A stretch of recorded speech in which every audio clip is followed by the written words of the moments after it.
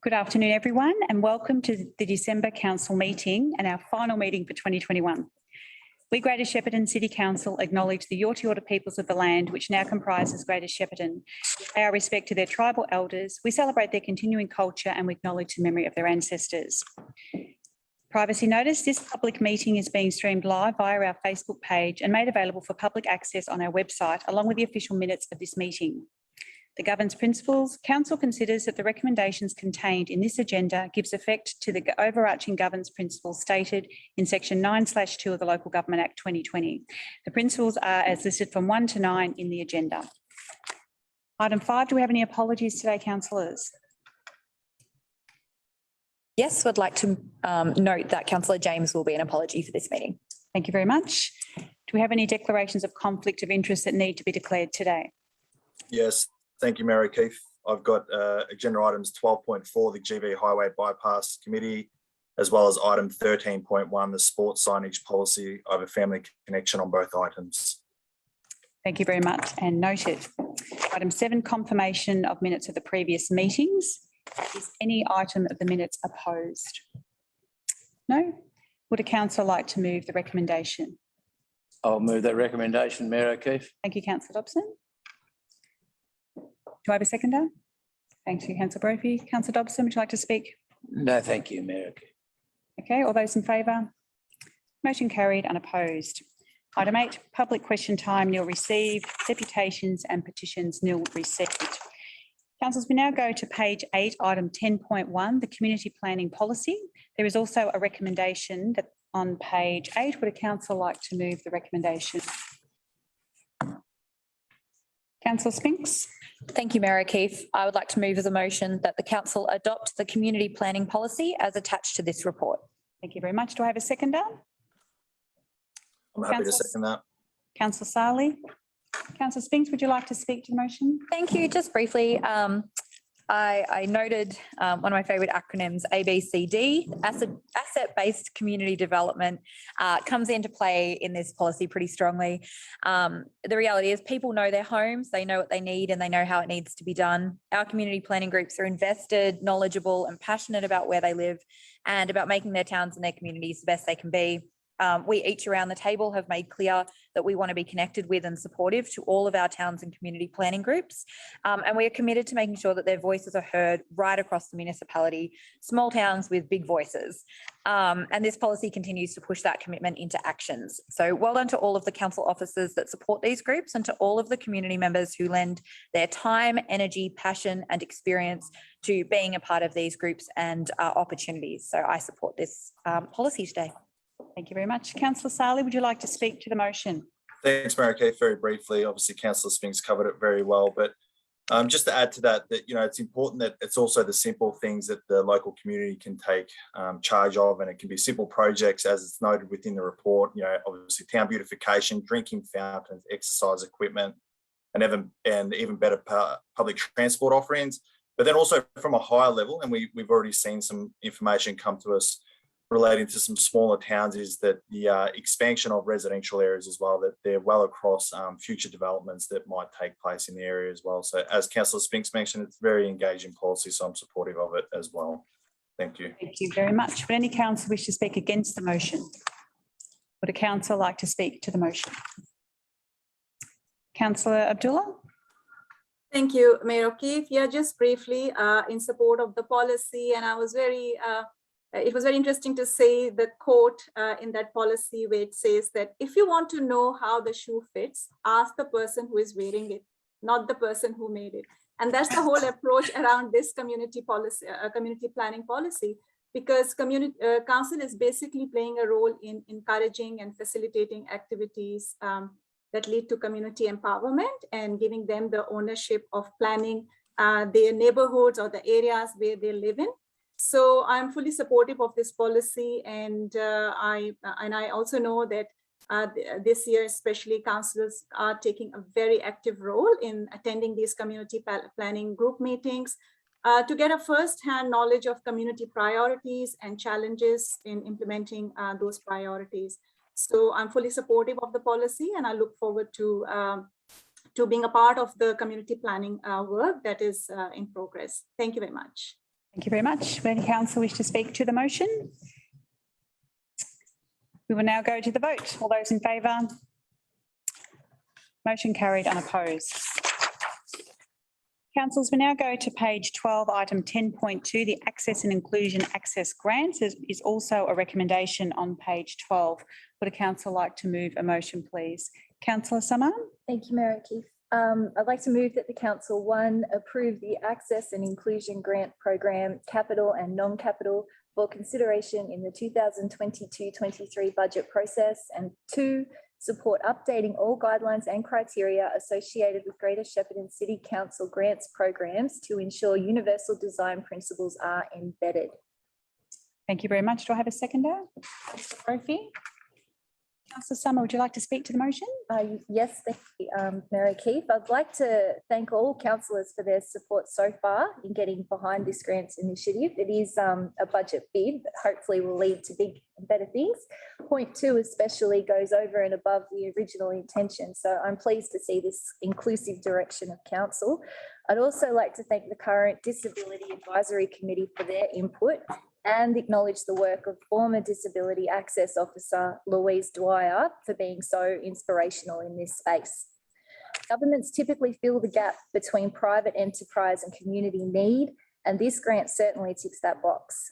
Access grants will greatly assist those in our community who are most vulnerable. These people may not reach out to thank us personally, but there is value in just knowing that we've made that difference. If you're in a wheelchair or use ambulatory aids, even a single step at an entry can be a huge barrier in entering a building.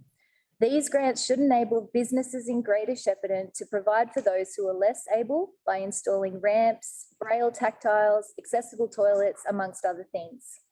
Depending on uptake, I'm optimistic this council's leadership will pave the way for other councils to offer similar grants that open opportunities for all less abled people to fully integrate and experience what their community can offer. And I hope it has continued support leading into the future. Thank you. Thank you, Councillor Summer. Councillor Brophy, would you like to speak to the motion? Yes, thank you, Mayor O'Keefe. Firstly, I'd like to applaud Councillor Summer for putting this up as a notice of motion earlier this year, and we've worked our way through it to get to this point in time to be able to put it up as a recommendation.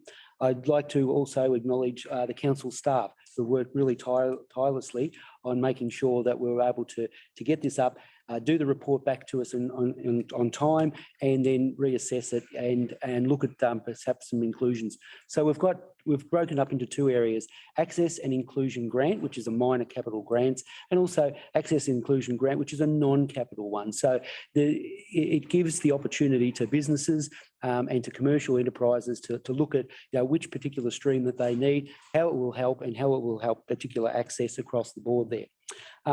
We really are, as I said earlier on this year, we really are judged on how we look after our most vulnerable, and it's how we treat other people, and it's really what we are here for. So proud that this particular council have moved on this, and we'll see how the uptake takes, but really, really proud across the board for every councillor and every council worker who's worked on this. Thank you. Thank you very much. Would any councillor wish to speak against the motion? Would the council like to speak to the motion? Councillor Abdullah? You're on mute. Yes, I am. Thank you very much. Just briefly, first of all, I would like to say congratulations to Councillor Summer for taking this initiative, for bringing the notice of motion, and which has now resulted in this policy, in the grants. And of course, a lot of hard work was done by council staff as well. So well done to them. This is surely an incentive for our local businesses and community organizations to improve disability access to their sites and make their work environment more inclusive and accessible. And I'm sure that our local organizations, businesses will take up the opportunity and can do a variety of things like what has been said by Councillor Summer and Councillor Brophy. They can use this grant to provide designated parking spaces for people with disabilities. They can provide access to premises and services for people with with people who use assistance animals, for instance. So the possibilities are huge, and I really hope that these grants are taken up, and because they are going to help remove hurdles and barriers for their customers and clients, and overall it will enable inclusion. So well done, and looking forward to seeing the future outcomes. Thank you. Thank you. Would any council wish to speak to the motion? Councillor Sali? Thanks, Mayor Keith. I just want to echo the comments of my fellow councillors and obviously highlight and congratulate Councillor Summer on putting this forward. It's a great initiative that will obviously help encourage businesses to be more inclusive, offer more inclusive access, I should say. So great work and well done. Much. Would any council wish to speak to the motion? We will now go to the vote. Motion carried. Councillors, we now go to page 16, item 10.3, community matching grants for 2021 to 2022, round 1. There is also a recommendation on page 16. Would a council like to move the motion? Councillor Dobson? Thank you, Mayor O'Keefe. I'll move that the council note the successful applicants of round 1 of the Community Matching Grants Program 2021 and 2022 as outlined below. And I'll talk more about that. Thank you very much. Do I have a seconder? Councillor Brophy? Councillor Dobson, would you like to speak to the motion? Thanks, Mayor O'Keefe. The beauty about these matching grants is that it's gone all over the Goulburn Valley. For example, Tatura with their historical society, out to Tallygaroopna with their men's shed, over to Maroopna for the Croquet Club, out to Caramomes for their hall and their recreation reserve, to the skate park in Shepparton, out to the Aero Club for their new kitchen, up to Condom, the Tallygaroopna Land Care Group. And I'm particularly like this one, the garden seat, because there's been a lot of work done by the kids out there, and out east to the Central Park Recreation Reserve for a concept plan for et cetera. There are 4 criteria that we've used, and just quickly summarised as that the matching grants are designed to support projects which build new social connections and partnerships with communities or reinforce that already exist, allow participation in a community activity at all stages of the project from planning to completion, enable community members to acquire or develop a new skill, and create, renew or vitalise places and spaces within the community. And if you look at all the recipients, Mayor O'Keefe, that those 4 criteria are embedded within all of these applications. And it's terrific that that the whole of our community within the Greater Shepparton municipality is able to participate. A total of just over $25,000 on matching grants, and this is one of the nice things that happens when you're a councillor, to be able to give out these grants. Particularly at Christmas time. Councillor Brophy, would you like to speak to the motion? Look, thank you very much, Mayor O'Keefe. I think it's been very well summed up by Councillor Dobson. But what I'm really pleased about is that we're covering our locality. We're covering all of Greater Shepparton. We've got Tatura, Tallygaroopna, Maroopna, Caramomes, Kingupna, Shep East. It's wonderful to see that all of the areas are being covered in terms of that, or most of the areas anyway, in particular. And, you know, you look at some of these ones, and I've been to the Tallygaroopna, the men's shed, I think with yourself, Mayor O'Keefe, and for them to be able to get a matching grant to, you know, improve their security in and around the project, really impressive there. Recently, Caramomes Hall celebrated the 60th anniversary out there as well. I was out there the week before playing tennis next door and was given a grand tour of that, and it is in need of a refurbishment, well and truly. 60 years ago, it might have, cut the mustard, but it certainly doesn't now, and particularly the kitchen in the area. But the CWA and the other community out there is really trying hard. And that's the same when we look through here, new kitchen for the Aero Club, etc. So really pleased with this, because this gives the opportunity to clubs who have got a bit of money to put towards, you know, things that they require. And if we can do a matching grant with them, that's just terrific for the community. Very much. Would any council wish to speak against the motion? Would a council like to speak to the motion? Councillor Springs. Thank you, Mayor O'Keefe. I'd just like to speak quickly to, I guess as well, to further to my fellow councillors' comments around the localities, but also around the range of interest groups. You know, you've got historical societies, men's sheds, sporting groups, it's land care groups. It's really such a broad range that can be involved in these matching grants, and they do get involved, and it's fabulous. This being round one, you know, there's potentially $75,000 of grants to be given out. This round is covering 25,000 of round one. So round two will have plenty left over for more to get involved. So I encourage you all to get your options in when that round opens. But I also just want to speak to a couple of the projects. I'm very excited to see the skate park series that has been approved, which will be competitions for young people at our local skate parks. That is such a cool opportunity for them to get involved and use such a wonderful space and come together. So I'm very impressed by that particular one. Also, further, Councillor Dobson mentioned the land care group with the seating.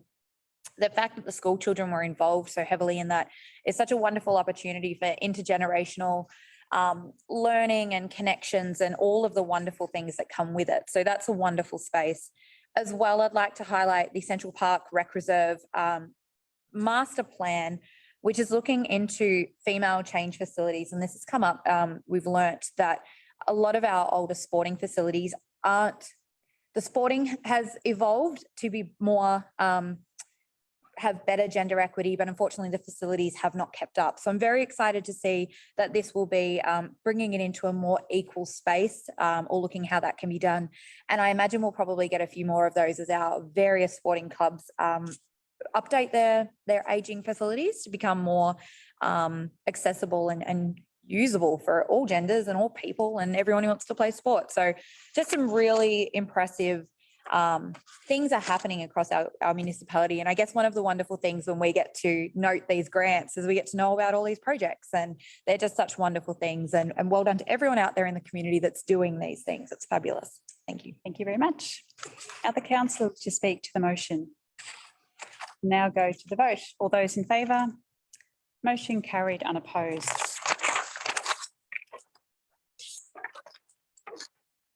Councillors, we now go to page 26, item 10.4, Creative City Strategy. Would a councillor like to move a motion? Councillor Priestley. Thank you, Mayor O'Keefe. Just if you could clarify or let me know if the audio is no good. I just noticed that the video is a bit laggy on my end.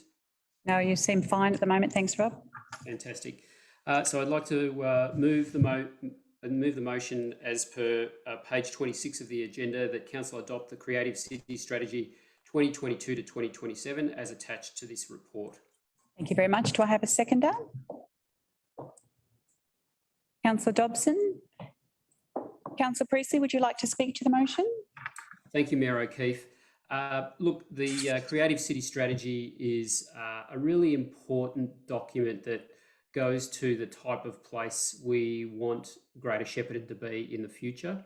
A creative city is a really important foundational plank in the difference between, I think, a small community and a regional centre that's going places.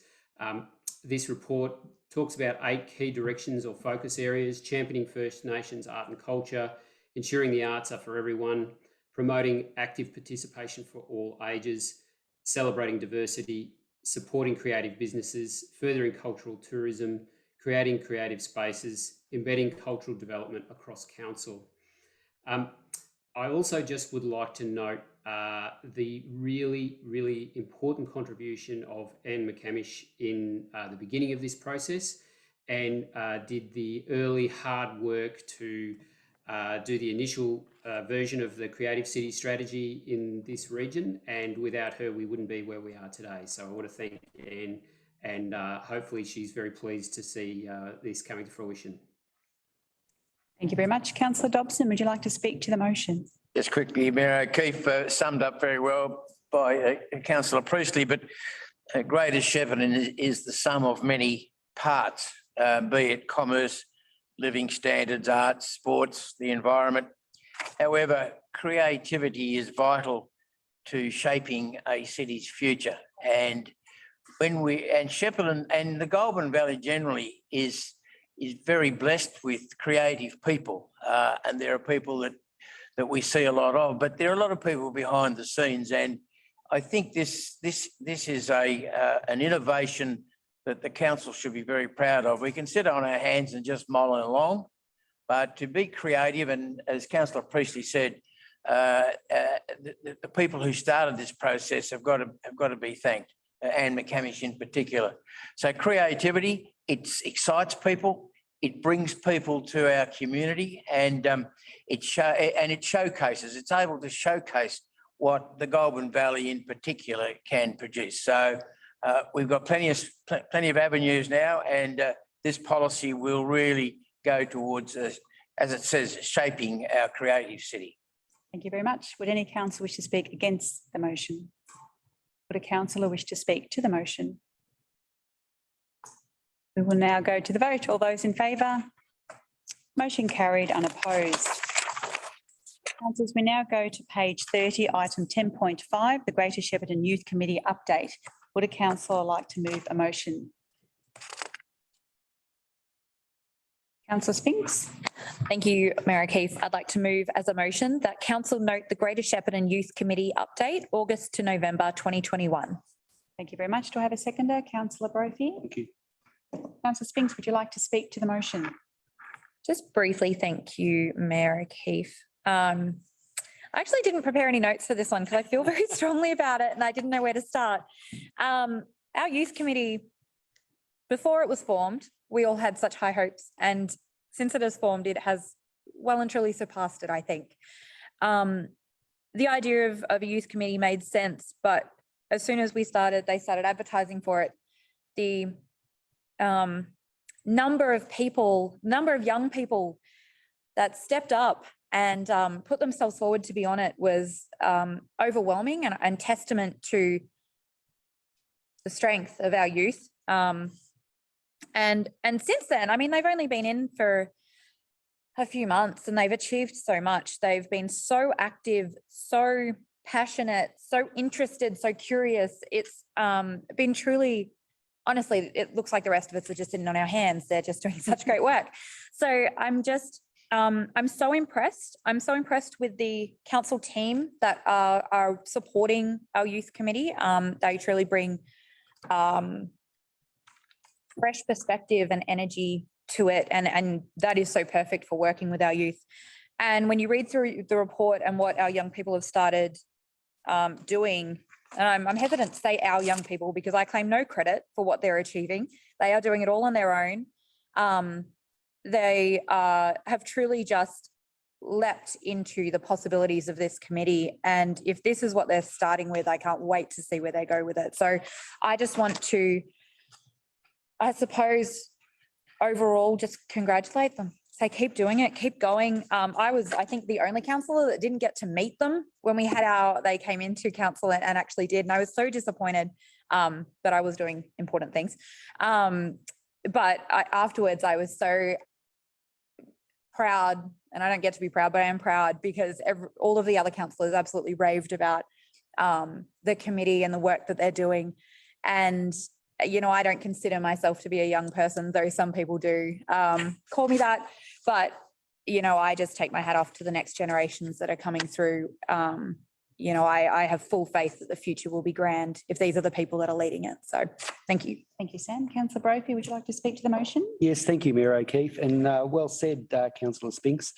For those who know me, I'm always about developing leadership, whether it be adult leadership or whether it be youth leadership. And this is a terrific initiative. This youth committee, and I'll use the vernacular that Councillor Spinks did, how impressive they were. I was fortunate enough, Councillor Spinks, to meet with them, as with a number of other councillors at an evening that we had to meet with them. And again, the energy levels that they had, the way that they were able to convey what their thoughts were. And I learned far more than what probably they learned from me sitting at the table. But it was just so good to see that, you know, a program that has been, or a committee that was oversubscribed with applications. And I think there was something like 40 odd applications, yet we were able to choose the 14. And look, it was an incredible gathering there. I think Councillor James found a relative amongst the group as well, which was really nice too. can I lean on from that as well, that it opens up so many opportunities for these young people and for others that want to aspire to be on this particular committee as well. Yes, they've done things like the Point of Difference Studio Mask campaign and attendance at the Nelson Mandela Youth Leadership Summit in 2021, participation in Environment Victoria, People Power workshops, and they even reviewed our council plan. So, I mean, look, the breadth of the exposure that they're getting is incredible. And can I just, on another note, that next year we have been awarded for the Greater Shepparton by ABC Haywire to actually run the summit here middle of next year. The lead up to that will be using a conglomeration of Notre Dame College, Greater Shepparton Secondary College, GV Grammar, those students, but also the youth committee. We've had representation, appear at that as well. So to be able to run a Haywire summit here at the middle of next year, where we'll have the national eyes on us with our youth, lends in beautifully to this youth committee, and I congratulate all those that are working with that. Thank you very much. Would any councillor wish to speak against the motion? Would a councillor wish to speak to the motion? Councillor Abdullah? Yeah, thank you very much. Just briefly, I also want to say thanks to the Youth Committee for their engagement, for their brilliant participation so far. And like others, like my other fellow councillors, I was also very impressed when I saw them and had some interactions with them during a recent forum. And the one thing that really it was very remarkable to see was the level of pride that our young people have in their own areas or neighborhoods or towns or small towns. So when I was talking to them, there were so many ideas around how to promote our small towns. There were also ideas about heritage. So I was really pleasantly surprised to see that young members of the committee were interested in talking about heritage, something that we don't hear that often. And also to see that this committee has been so actively involved in providing feedback on various community consultation process that council initiates. For example, I think they were involved in different advisory, in different community consultation processes. So I think we can be rest assured that our future is in good hands, and by the looks of things, they'll continue to do amazing things. So thank you very much, and we are really proud of this committee. Thank you very much. Would any other councillor wish to speak to the motion? Councillor Dobson? Thank you, Mayor O'Keefe. It's interesting when you get to a mature age that you can mix it with the youngsters in town and feel part of how they feel. And in many circumstances, some of the feedback that they provided mirrors what we try to achieve on council, including meetings are judgment-free. And I love the open conversations. And I think that's where this council, this cohort of councillors is excellent at. Everyone is so passionate. And that, of course, describes our council. I liking discussing problems in the community and thinking of ways we can solve them, which is exactly what we do. Sometimes we make them, but in the main, we solve them. And I like the committee and being able to give a voice to those who are voiceless. Again, that's the role of a councillor. So these youngsters, and I had the pleasure of meeting a few of them at our meeting up there in the council chamber, they're talking what we're talking. And the age group between them and us is so far apart. I speak about myself. But so it's fantastic that we've got the right mix of people. So I'm just taking some of those comments with me, and I'll use those on my time in council. Thank you very much. Would any other councillor wish to speak to the motion? Just finally, on closing, it was a great time when we all got together, and I know Councillor Brophy needed a bit more practice with some of his skills, but I think it'll be really great to see how this committee evolve over the next 12 months. They do have the option of staying on for 2 years. So I'm really looking forward to seeing, particularly into the future, how far they come. And I know it's going to be really great when we get to that. All right, we'll now go to the vote. All those in favour? Motion carried, unopposed. Councillors, we now go to page 35, item 10.6, Best Start Early Years Plan Progress Report Year 2 Action Plan. Would a councillor like to move a motion, please? Councillor Abdullah? I would like to move the recommendation on page 35 as the motion that the council note the 6-month progress report of the Greater Shepparton Best Start Early Years Plan 2020-2025. Thank you very much. Do I have a seconder, please? Councillor Summer. Councillor Abdullah, would you like to speak to the motion? Yes, thank you. So the Best Start Early Years plan basically includes actions to provide early childhood support to children aged 0 to 6 years and to their families. So this plan focuses on 0 to 3 years, as the research suggests that this is the most critical time for children's brain development. And it is therefore essential to ensure that in Greater Shepparton, children and families have improved access to early years services, such as maternal and child health, pre-kinder, play groups, or other services that support their families in their parenting and carer roles. This plan is a 5-year plan. It has, we are in year 2 of the plan, of this 5-year plan, and the progress report of the first 6 months of this year has been presented to us for noting. So I note that the actions are tracking well. COVID has, of course, impacted some activities that were not possible due to COVID restrictions. But the progress report also provides us with good evidence of positive outcomes of some of the actions that have been taken and the initiatives. For instance, the Little Learners Project, it involved bilingual staff supporting families from non-English speaking backgrounds to access and transition into 3-year-old kinder. It, of course, helps them address the language barrier. And as a result, 95% of enrollments completed for 3 kinders were completed for 3 kinders by the end of November. So that's a good achievement. Well done, and congratulations to everybody who is involved in progressing these activities. On a similar note, I just want to say that as a society, it is our responsibility to provide the right environment, care, and services so that our children can have the best chance of having the best start of their lives. There are many organizations and services that have to work together to provide this care and level of support to early childhood, whether we are talking about doctors, pediatricians, maternal and child health nurses, daycare kinders, pathologists, social workers, all of them. So it's a combined and a collective effort. And of course, these services and their interventions are necessary to achieve the developmental health goals for our children. And we need all the support mechanisms for families and children, whether it is an early parenting center, whether it's the availability of speech pathologists and pediatrician services in Greater Shepparton. They all ensure that we have the positive outcomes.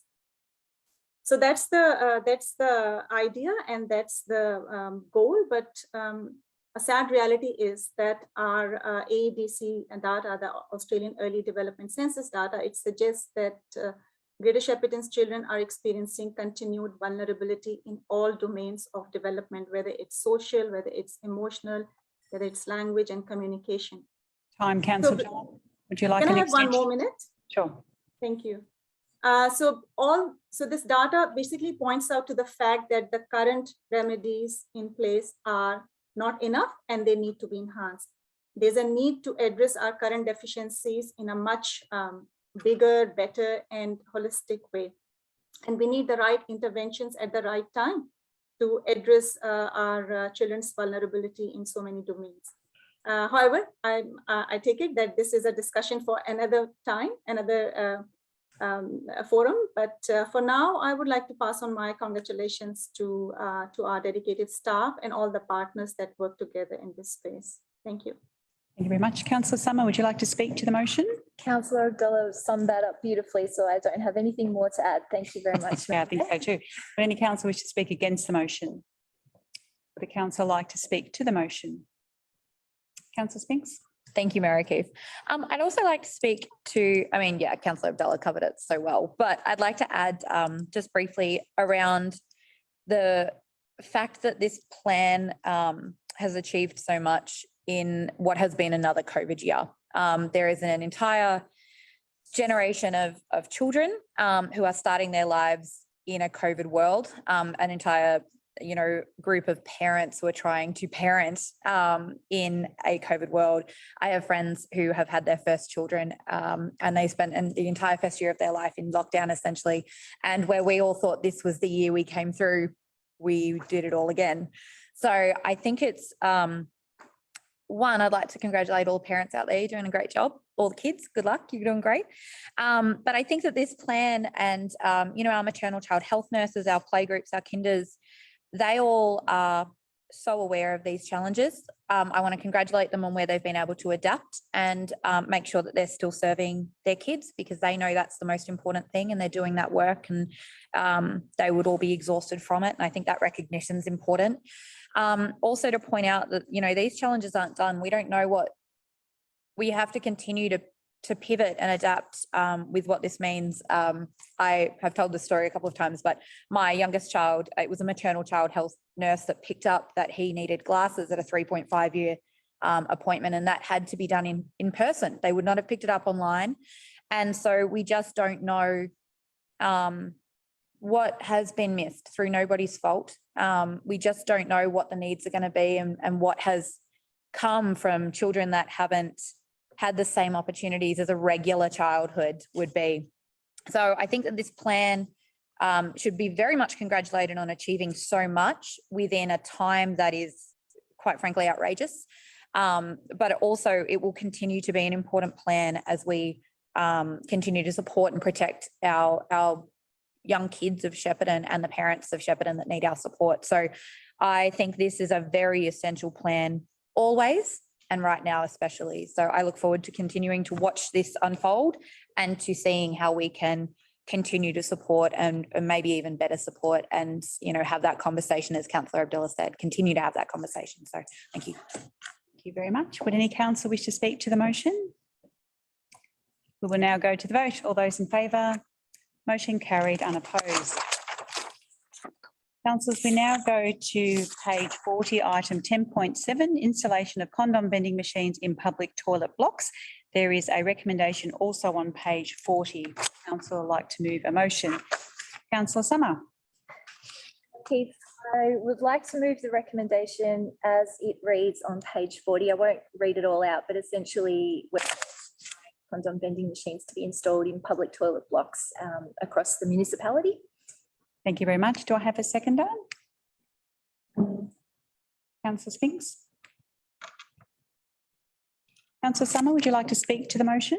Thank you, Mayor Keith. There are so many good things about this initiative. We know that the Greater Shepparton region has twice the number of teen pregnancies, and we've had that for almost a decade. And that is quite a disturbing statistic in a way. Often teens make terrific parents, but global evidence does show having children young can interrupt education. And that can lead to social stigma, poverty, and cyclic family disadvantage, particularly for women. It's no longer the 1950s, and I do hope we've moved past the dark days of conservatism where access to contraception was seen as promoting promiscuity. Abstinence doesn't work, and public access to condoms could potentially change a life or many lives. If you can imagine being a hormonal teen who wants to go out and experiment, could potentially be too nervous to see a GP or to ask their parents about contraception. Maybe they live in a small town and someone at the chemist might recognise them buying condoms and tell their mum. And then they might find themselves unprepared and unprotected at a party, at home, or anywhere really, and potentially make a decision that could be life-altering. So if we're honest, the image of a shiny white plastic machine with condoms inside is not going to stir any latent sexual tendencies, but it may play a very important part in preventing unwanted pregnancies and preventing the spread of sexually transmitted infections. I'd really like to thank the University of Melbourne Centre of Excellence in Rural Sexual Health for their contribution of $4,000 and point out that the remaining cost of $9,687 from Council's health promotion budget is a lot less money than raising a child for the rest of your life. So there is massive community benefit in protecting yourself. I see this very frugal public health investment and fully endorse the motion. Thank you very much. Councillor Spinks, would you like to speak to the motion? Yes, just briefly, thank you. I I will admit, when I got onto council, I didn't think I'd say the word condom in a meeting, but today's the day.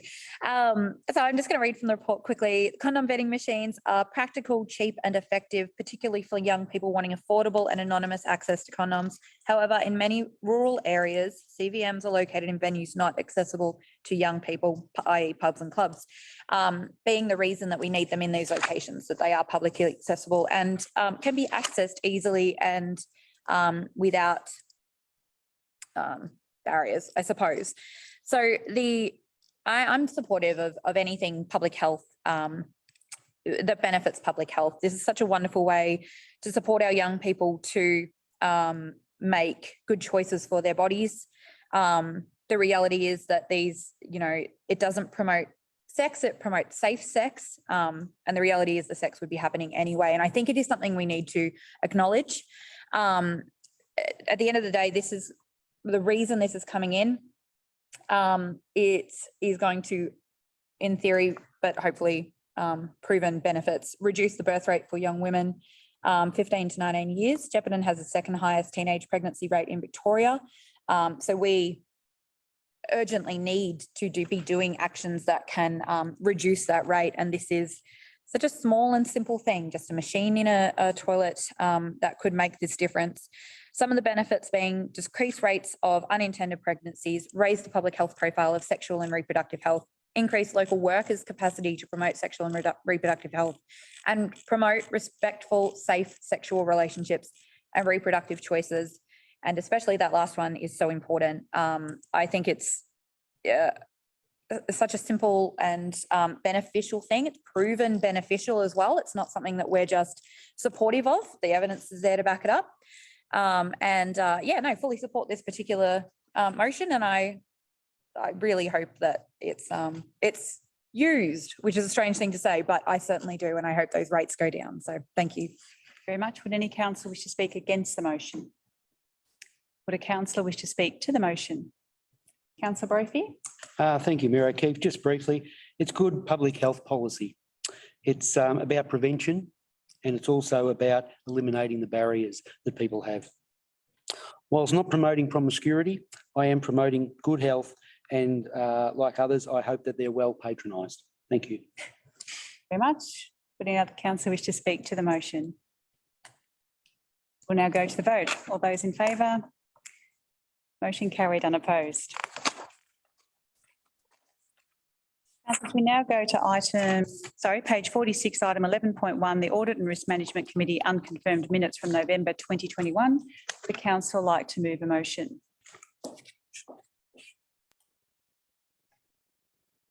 Councillor Summer? Thank you, Mayor O'Keefe. I will move that the council, one, note the unconfirmed minutes of the 10th of November 2021 Audit and Risk Management Committee, and two, note that the minutes will be confirmed by the Audit and Risk Management Committee at their next meeting, scheduled for 9th of February 2022, and any substantive changes to the unconfirmed minutes will be reported to the next council meeting. Thank you very much. Do I have a seconder, please? Councillor Abdallah? Councillor Summer, would you like to speak to the motion? Thank you, Mayor O'Keefe. These minutes are always a very interesting read. The committee is able to drill down into more detail than councillors are often privy to, and I appreciate getting more timely access to these minutes so that we are better informed. I won't go through the specifics, but they're obviously doing a terrific job of keeping us on the straight and narrow. Thank you. Councillor Abdallah, would you like to speak to the motion? Yes, briefly, as we have recognized previously on many occasions, this is one of the most important committees, the Audit and Risk Committee, and the meeting minutes that are brought to the table basically gives everyone an opportunity to see all the discussions that are happening at that level and by the committee. I also note that in these minutes, the committee had asked the management about development of a risk appetite for council. Risk appetite is again one of the most critical elements of governance role that councillors have. So I'm very pleased to see that this information has come to us through the through these unconfirmed meeting minutes, and I am looking forward to be involved in that process.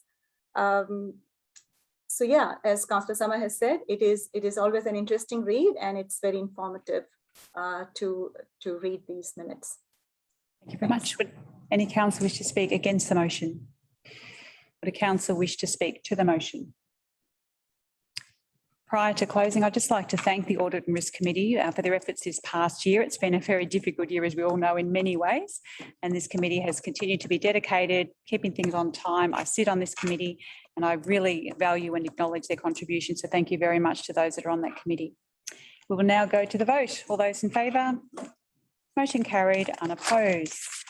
Councillors, we now go to page 49, item 11.2, contracts awarded under delegation for October 2021. There is also a recommendation on page 49. Would a council like to move the motion?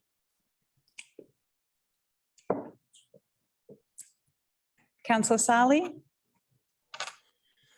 Thank you, Mayor O'Keefe. I'll move the recommendation as a motion on page 49 of the agenda, item 11.2, contracts awarded under delegation. Thank you very much. Do I have a seconder? Councillor Brophy? Councillor Sali, would you like to speak to the motion?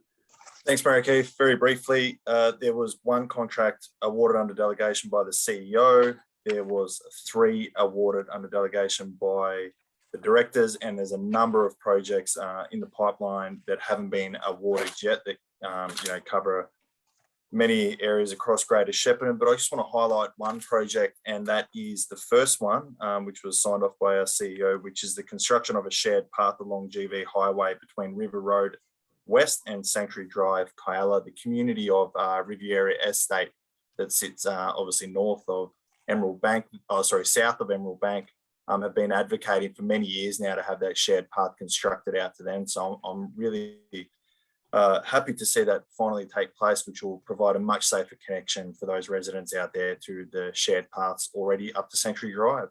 Thank you. Thank you very much. Councillor Brophy, would you like to speak to the motion? Thank you, Mayor O'Keefe. Just very briefly, as Councillor Sali pointed out, a number of them are awarded that they're under evaluation at the moment. There are some that are due to be tendered to be closed in and around December, and including some tomorrow. And then there've been a few awarded there. This is pretty stock standard. You know, we get this every month. It's come through. We tick off on it. We look for in the briefings. We go through it and we scrutinise it. And anything that comes up there, we put it to the appropriate council officers. So more than happy to second this particular motion. Thank you very much. Would any council wish to speak against the motion? Would a council wish to speak to the motion? Councillor Spinks? Thank you, Mayor O'Keefe. Just briefly, I'd just like to publicly acknowledge one of the tenders that is advertised but not yet awarded, but it's for the design of Orville Road and Poplar Avenue intersection, Shepparton. We all know it's a dangerous intersection. We all know that something has to happen there, and I'm very, very glad to see that that is progressing, and I look forward to getting more information around that one. So, very much. Would any council wish to speak to the motion? Now go to the vote. All those in favour? Councillor, yep. Motion carried, unopposed. Councillors, we now go to page 53, item 11.3, the Procurement Policy. There is also a recommendation on page 53. Would a council like to move a motion? Councillor Sali? Thanks, Mayor O'Keefe.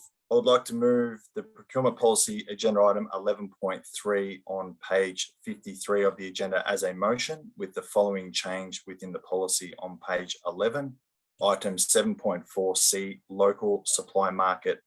The change is for all publicly advertised tenders over the 200,001 excluding GST value, a benefit to the local region will be considered, and a mandatory weighting of 15% will be applied in the evaluating the likely contribution by a supplier to the local economy. Also, with the review of this change to take place in 12 months. Do I have a seconder? Councillor Summer? Councillor O'Keefe, in the event that this motion is lost, I will be foreshadowing a motion. Thank you very much. Councillor Sali, would you like to speak to the motion? Thanks, Mayor O'Keefe. Yeah, the procurement policy is in place to govern the organisation around purchasing activities, and the policy is very detailed and shares requirements on when needing quotes and going out for public tender. It also gives direction around our commitment to local businesses and environmental needs as well. My intention is to keep making sure we keep our ratepayers' money in our community. So the small increase from 10 to 15% shows strong commitment to local businesses and ensures as much money as possible stays here. This will also help our local businesses to continue supporting our local charity and sporting organisations, but most importantly, the local employment they offer and the flow-on effects that has. As I mentioned, I will also highlight that this policy will be reviewed again in 1 year and any necessary changes can be made at that point. Thank you. Thank you very much. Councillor Summer, would you like to speak to the motion? Thank you, Mayor O'Keefe. I do support the 15% increase for local content. I'm hearing that phrase bandied about a lot, that value for money phrase, and I do wonder how we define value. The triple bottom line approach takes in the economies of social, environmental, as well as financial aspects, and these principles potentially should be considered equally across all our procurement opportunities. Councils invariably have large budgets, and how we spend it has a significant impact on our local community. Keeping dollars local does help everyone, as every dollar spent locally is said to travel around our community 7 times. A long time ago, when I ran a maternity store, the biggest spenders were orchardists buying items for their partners following a successful harvest, and that's the principle I'm working with here. Big budgets have big responsibilities. We declared a climate emergency and redirected substantial funds due to the social and environmental outcomes that sustainable investments provide. And it's the same for local business. Increasing the percentage weighting of local content will give local businesses a chance to grow their skills and experience so they can compete in a global market. The principle of supporting locals should apply to everything we do as a council, because we do serve the people who elected us as their representatives. So I'm more than happy to support the increase. Thank you very much. Would any council wish to speak against the motion? Councillor Spinks? Thank you, Mayor O'Keefe. I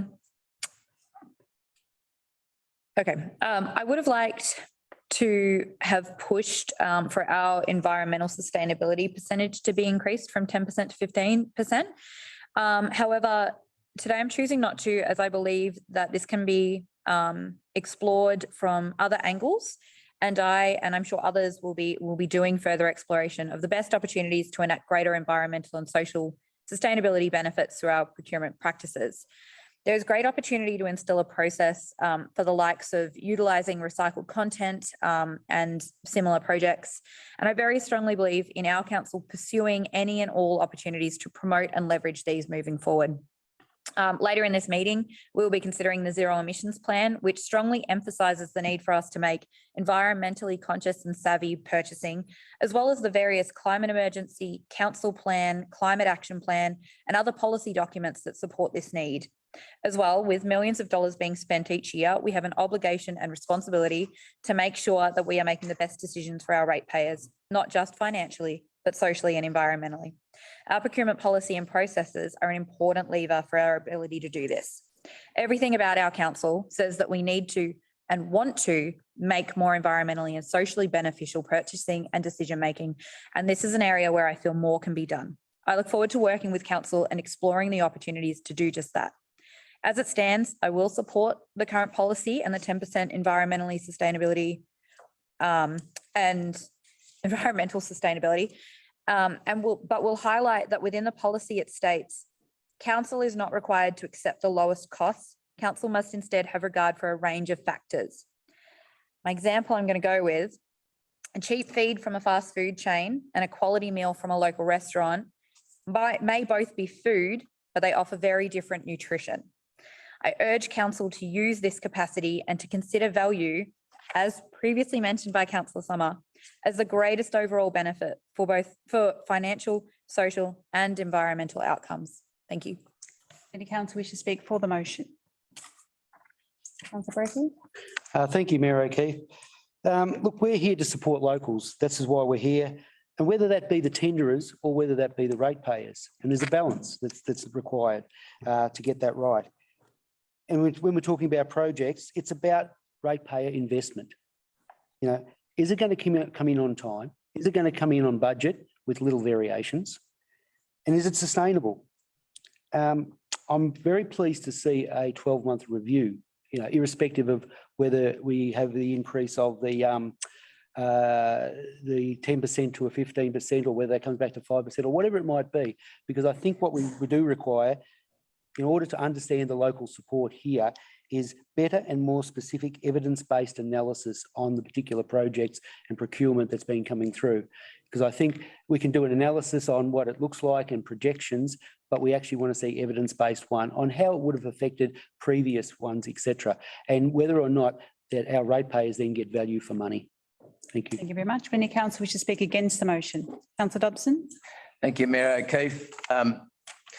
Balance always is giving value to local suppliers versus getting value for our ratepayers. We have thousands of ratepayers who, and I'm one of them, we're all one ratepayer. We don't like paying our rates. We don't like paying any more than we've got to.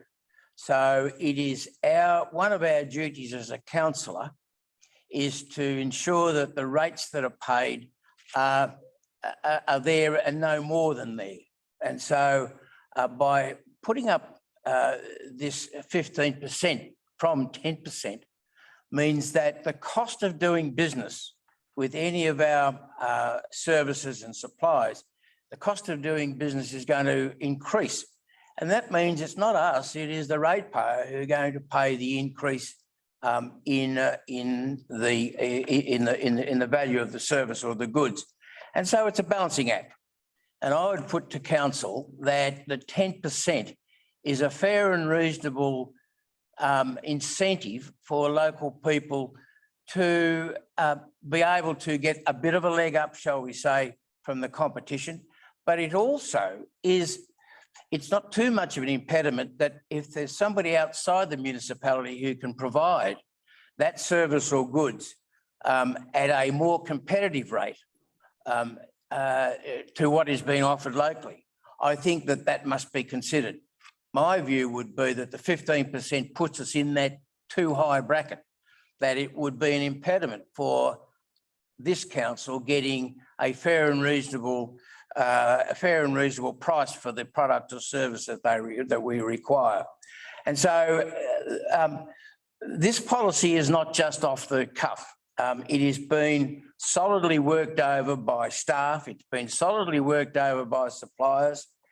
And as it says here, the draft procurement policy has been developed taking into account the service performance principles and best practice procurement guidelines. The major inclusions in the new policy and changes from the former policy are summarised and so on. So, look, to me, it's quite black and white, that the 10% is a fair and reasonable incentive for local people to, and we hope they do business with us so that they can then put the money around the community. But it's also a fair and reasonable proposition to our outside suppliers for them to be encouraged to come in and perhaps tender on behalf of the ratepayers what may be a better price. It's not chicken feed, this 5% increase. When you take a big tender, could be hundreds of thousands of dollars on a contract price. It could be into the millions. And so we've got to be very careful. Not our money. Time. So we've got to be careful. Thank you very much, Councillor Dobson. Would any councillor wish to speak for the motion? Would a councillor wish to speak against the motion? Thank you, Mayor O'Keefe. Councillor Abdullah. Thank you. Just briefly, I endorse all the comments made by Councillor Dobson. And for the I believe that the current 10% is fair and reasonable. I believe that that by increasing it to 15% for locals, I think there is a fair chance that we are putting barriers to entry for non-locals, non-local suppliers who might have an edge in offering us more competitive pricing or offering a better methodology and more enhanced experience. So there are various factors that have to be considered. I do support for council to be making, to encourage and to encourage local suppliers and tenderers to participate. But at the moment, I believe that the current percentages are just right, and they are at the right level. And that's why I am not supporting the motion put forward by Councillor Sally. Thank you very much. Would a councillor wish to speak for the motion? Would a councillor wish to speak against the motion? Councillor Priestley? Thank you, Mayor O'Keefe.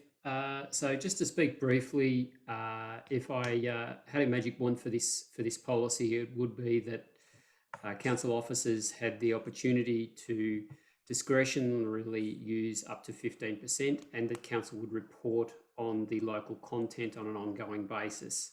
And I think that would be the ideal outcome, but ultimately we can deal with what's before us. And I would argue that a fixed amount of 15% on some contracts is going to create the possibility in some markets that council will overpay. And so for that reason, I don't support the 15% as a fixed component, but I would be interested in the discretionary approach. Thank you very much. Would a councillor wish to speak for the motion? Would a councillor wish to speak against the motion? Just a point of clarification? Yes, thanks, okay. Mayor I did it myself, okay. If council are giving us direction in relation to the the local content percentage, the apple is only 100%. So the other factors need to be reduced. So is council going to give us some direction in relation to price, environment or occupational health and safety in relation to lowering those percentages? We could offer some solutions right now on how we could approach that, or we can have those conversations at a later date pending the vote. I've got ideas. Okay, thank you, Mr. Harriott, for those comments. Councillor Sala, would you like your right? Yeah, Mr. Harriott, I did seek clarification on that today, and I was advised that I didn't have to provide an adjustment to another weighting. Did you want your right of reply or any further comments, Councillor Sala? I'll just briefly outline the fact that when we talk local business, I just want to make sure that councillors are aware that I'm not just specifically talking about Greater Shepparton businesses. I mean, a local business is classified within the policy, a business having a head office or main depot operations centre within one of our following municipalities: Greater Shepparton City Council, Moira Shire, Benalla Rural City, Strathbogie Shire and Campaspe Shire Council as well. So it doesn't just exclude anyone else outside of Greater Shepparton either. So Thank you very that is much. all I have to say. Thank you. We'll now go to the vote. All those in favour? Against? Division, please, Mary Keith. 2, 3, 4. Motion carried. And the division, Councillor Dobson. Is motion carried or lost? Sorry, motion lost. Sorry about that, trying to keep up. Motion lost. The division, those four. It's hard watching the screen. No, you're against. So what are you for, Mayor O'Keefe? Sorry, keeping up. Okay. For those for, Councillor Summer, Councillor Sali and Councillor Brophy. For those against, Councillor Dobson, Councillor O'Keefe, Councillor Abdullah, Councillor Priestley and Councillor Spinks. Mayor O'Keefe, I'll move that the council adopt the procurement policy as attached to this report. Thank you very much. Do I have a seconder? Councillor Spinks. Councillor Dobson, would you like to speak to the motion? I think the comments have all been stated as before. Mayor O'Keefe, I don't think there's any need to elaborate. Thank you very much. Councillor Spinks. Only to mention that I think it has been displayed that there is a firm or a keen interest in making sure that we are supporting local and, for myself, environmental needs, and that we will be certainly keeping a keen eye on the procurement policy, and I'm sure having discussions in future. So thank you. Any councillor wishing to speak against the motion? Any councillor wish to speak to the motion? To the motion, no. To the motion, yes. And then thank you for putting that up, Councillor Dobson. What I was keen to do is to make sure that we do at some point have a review of that, instead of in the 2-year period, but maybe in the 1-year period, again, with some evidence-based analysis on how that would look. Now, it may come back that 10% is too high. I was quite open to that. So it may come back and that 5% is more adequate, or 0%, or 15%, whatever it might be. But I think that we need a little bit more time to have a look at that, and particularly not just now, but down for the future as well. Thank you. Council wish to speak against the motion? Councillor Summer? Just given that we already have data from the last 12 months with the status quo of 10%, all of that data should already be there to inform our decisions. And I don't believe that there's been any major changes to potential tenders with the 15%. So it's a shame, but I guess as a consolation prize, I don't completely hate the document. So I'll lend it some tentative support. Any council wish to speak to the motion? Any council wish to speak against the motion? Councillor Sarley? Thanks, Mayor Keith. Obviously, just it'd be silly of me not to speak against the current one. Hence, I was trying to change it. So, yeah, look, again, I was supportive of the 10%, but wanted a small increase. And as Councillor Summer noted, I've seen the information that's been provided to me, and I can't see how an increase to 15% would drastically change anything. And hence the review in 12 months, unless we change and assess it in detail after having the policy amended, then we will never really know. So yeah, that's why I'm not for the original recommendation. So. Thank you very much. Would any council wish to speak to the motion? Would any council wish to speak against the motion? Councillor Dobson, would you like, Councillor Presi? You're on mute. We've lost him. Okay, we can't hear you, Rob. Sorry, bit of a Okay, lag right there, now. Mayor O'Keefe. It was to speak to the motion. That just took a while to come to you. Sorry, that was against. So you wish to speak to the motion? To the motion, correct. Thank you. And it's simply to say that it'd be terrific in this 12 months to see that local content data. And I think there is the opportunity to look at something that, rather than focuses on the percentage, it gives the executive the opportunity to vary that on an as-needs basis, and to focus on building the percentage rather than locking in the value for a whole range of procurement categories when a more tailored approach is possible. It can deliver both value and local content. Thank you very much. Would any other council wish to speak to the motion? Councillor Dobson, would you like your right of reply? No, thank you, Mayor O'Keefe. We will now go to the vote. All those in favour? Against? Motion carried. Councillors, we now go to page 59, item 11.4, November 2021 monthly financial report. There is also a recommendation on page 59. Would a council like to move a motion? Councillor Abdallah? Thank you. I would like to move the motion that the council receive and note the November 2021 monthly financial report. Thank you very much. Do I have a seconder? Councillor Dobson? Councillor Abdallah, would you like to speak to the motion? Yeah, very briefly, this is a regular feature of our council meetings. Report is presented regularly. This is about monthly financial report for November 2021. Key financial indicators, according to this report, are looking healthy and they are within or above the target range. I'm looking at the working capital or even looking at the asset renewal and rates debtors. It is looking healthy. In terms of rate debtors, it's interesting to note that it's a positive sign to note that payment arrangements in this period are lower than the same period last year. So we have 116 less cases of payment arrangements, which is positive. Looking at the income statement, there are favorable variances in operating grants. Favorable variances are where we have received more income than what we had budgeted. And so this is a healthy sign. Some of the variances are coming from operating grants, where full year operating grants are projecting more than the adopted budget and more than the adopted forecast in Q1.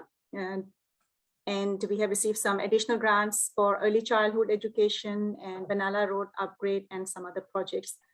The variances are also favorable because in terms of statutory fees, we have it's projected to have 134,000 more than the year-to-date adopted forecast for Q1. And the notes, explanatory notes are telling us that this favorable variance is mostly due to a higher number of parking infringements being issued than what was anticipated. Just wanted to highlight that we have issued more parking infringements, but only because in the previous year, at this point in time, we had no, due to COVID, only warnings were issued and infringements were not issued. So this number looks quite high in comparison to previous years. I'm looking at the operating expenses. Again, there's a favorable variance because what we budgeted was more, but year-to-date expenses and projected expenses have been less than the budgeted. And one of the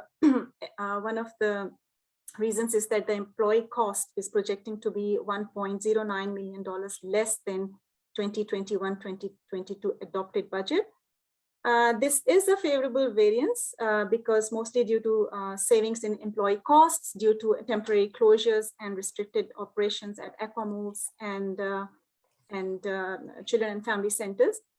So on papers, yes, it is a favorable variances, but it is important to note that, you know, financially it is favorable, but in effective terms, it is not a favorable outcome because the operations were restricted, excuse me, and the restricted operations meant that the full range of services were not in operation. I'll stop here. So I'll encourage everyone to read the report and thanks to council staff for presenting the report. Thank you. Councillor Dobson, would you like to speak to the motion? Thank you, Mayor O'Keefe. And again, I congratulate our accounting staff and management for such a comprehensive read. It does take some time to get through, but a couple of items struck me that I thought might have been interesting. And I note that a part of our projects excluded from the operating statement is the figure of $500,000. Against that, it says V-Line Rail Associated Works. I'd just like to point out to council that this was the amount of money we've put aside as a council to facilitate the opening of the lighting system outside SAM. We're ready to go. The lights are already there, but unfortunately, the people with whom we are contracting with, I think they're Vic Rail or their name, they're not coming to the party, and there's going to be some hold up. But I'd just like to point out to council that it's not the fault of the council that those lights aren't working. And I think it's important because we seem to be getting the problem put onto us. So I think it's important to note that. I also note that GV Health still renting our showgrounds for COVID testing and vaccinations. And whilst that's an inconvenience for the community as a whole, it's very important that we continue that partnership with GV Health to make sure that we get this damn COVID-19 out of the road one way or another. And I'd like to congratulate the community of Greater Shepparton for the vaccination rates while we're here, because I think that's the one thing that's going to keep us all safe. I also note there's an underspend of $368,000 regarding the Manara Utilities out to the north. Now, on the agenda that's before us, that will come into play very soon because we will be discussing the Manara, and that will be a great asset to the Greater Shepparton. We've got a fantastic sports precinct down there, and it will only be complemented by the Manara Centre and what that's going to bring to Greater Shepparton. So Councillor Abdullah has very well highlighted some of the the facets of this month's financial report, and I congratulate her on the work that she's done. Thank you very much. Would any council wish to speak against the motion? Would a council like to speak to the motion? We'll now go to the vote. All those in favour? Motion carried. Just can't see council, there he is, unopposed. Wow. Councillors, we now go to page 61, item 11.5, review of the governance rules. There was also a recommendation on page 61. Would a council like to move a motion? Someone like to move motion? Councillor Dobson, thank you. Yes, thank you. Mayor O'Keefe. I move that the council, in accordance with section 64 of the Local Government Act 2020, commence community engagement with respect to the consideration of the revised governance rules. Thank you very much. Can I have a seconder as enthusiastic as Mr Dobson? Councillor Spence. Thank you very much. Councillor Dobson, would you like to speak to the motion? Yes, after in August 2020, the governance rules were adopted, and the Local Government Act says that we must do a review within 12 months of the adoption. The governance team has reviewed the operation of the governance rules and made some improvements to the current version where appropriate. That some of the rules that are changing talks about the conduct of meetings in council and delegated committees, the form and availability of meeting records, the election of mayor and deputy mayor, the appointment of the acting mayor, the election period policy, procedures for disclosure of conflict of interest, and disclosure of conflict of interest by members of council staff, etc. The proposed amendments, in summary, are that there are some minor changes to the process for the election of the mayor. Speaking times increased from 6 minutes with no extension of time. You will note at the moment that is 3 minutes with an extension of 3, and it's somewhat disruptive. That has been suggested by Councillor Oars. Clarification of wording regarding an amendment of a motion. Unless a division is called, councillors will only be asked to vote in favour of a motion. This is a very practical way of doing business. If you've got a majority voting in favour, there's no need to go any further with that particular motion. Notices of motion will be incorporated into an online portal, and some of us are still coming to grips with the online portal, but there's no doubt in due course, with the help of our governance officer, we'll be bringing that up to speed. And there are some changes in the dissent process from the chair. Once considered and endorsed by council, public consultation will be undertaken for a period of 3 weeks. And again, like all of the things that council do, public consultation forms a very important part of the process. And whilst we, I suppose, we get a fair pounding on governance rules, as it ought to be, the community ought to have some sort of say in it as well. So there's some changes, Mayor O'Keefe, and I'm very and I'm happy to recommend that motion. Thank you very much. Councillor Spinks, would you like to speak to the motion? Thank you. Just briefly, but I'd like to preface it by apologising for the cough. I'm fine. I just forgot how to drink water for a second. I know the last couple of years has made coughing a little bit of a taboo, activity. So I apologise. So I just want to really quickly speak to this one and say that it's the governance rules are so important to us around the table, and they might seem a bit boring to everybody else out there, but it is going to consultation. So if you'd like to have a look at them and just make sure you're happy with them, I suppose. They'll go out for 3 weeks in January. So we will make sure to skip over the festive period. So because quite frankly, nobody's paying attention as they shouldn't be. And it will be back in the new year for everyone to have a look at. So while it might seem like it doesn't impact the community, we are the ones that are here doing this work, and we need to make sure that we're, having the right governance around us. So it's an important document, even though it might seem a bit strange. So thank you. Thank you very much. Would any councillor wish to speak against the motion? Councillor Summer? Thank you, Mayor O'Keefe. I do agree that it is a very important document. I strongly objected to the last set of governance rules and the governance rules before that. And this time I am strongly objecting once again. So councillors, these are our governance rules. I know it's been a busy month before Christmas, but I don't believe we've taken ownership and given these rules proper scrutiny. I believe we should refuse this motion or lay it on the table so we can convene as a group and go over the rules in detail. Much of the content seems status quo or designed to stifle powers of council, and I cannot understand why we would accept that. Councillors are only beholden to the Local Government Act and the voting public, yet we're allowing ourselves to be politically hamstringed by a document brought forward by our own organisation. Some specific issues that I have are that under these rules, an amendment can only clarify a motion, which by essence is not an amendment. Forgive my ignorance, but America moved a constitutional amendment to include the right to bear arms, which is clearly more than just rearranging words. I also take issues with councillors needing to speak for or against a motion because it implies a predetermined position, and we should remove the requirement for an official report prior to moving anything substantial. Also, Under these rules, councillors are offered no access to staff to assist in wording notices of motions, even for complicated planning matters. And it's a rule that has been selectively broken for some councillors, but certainly not for me. These are just a few issues that I've personally come across, and many other barriers remain.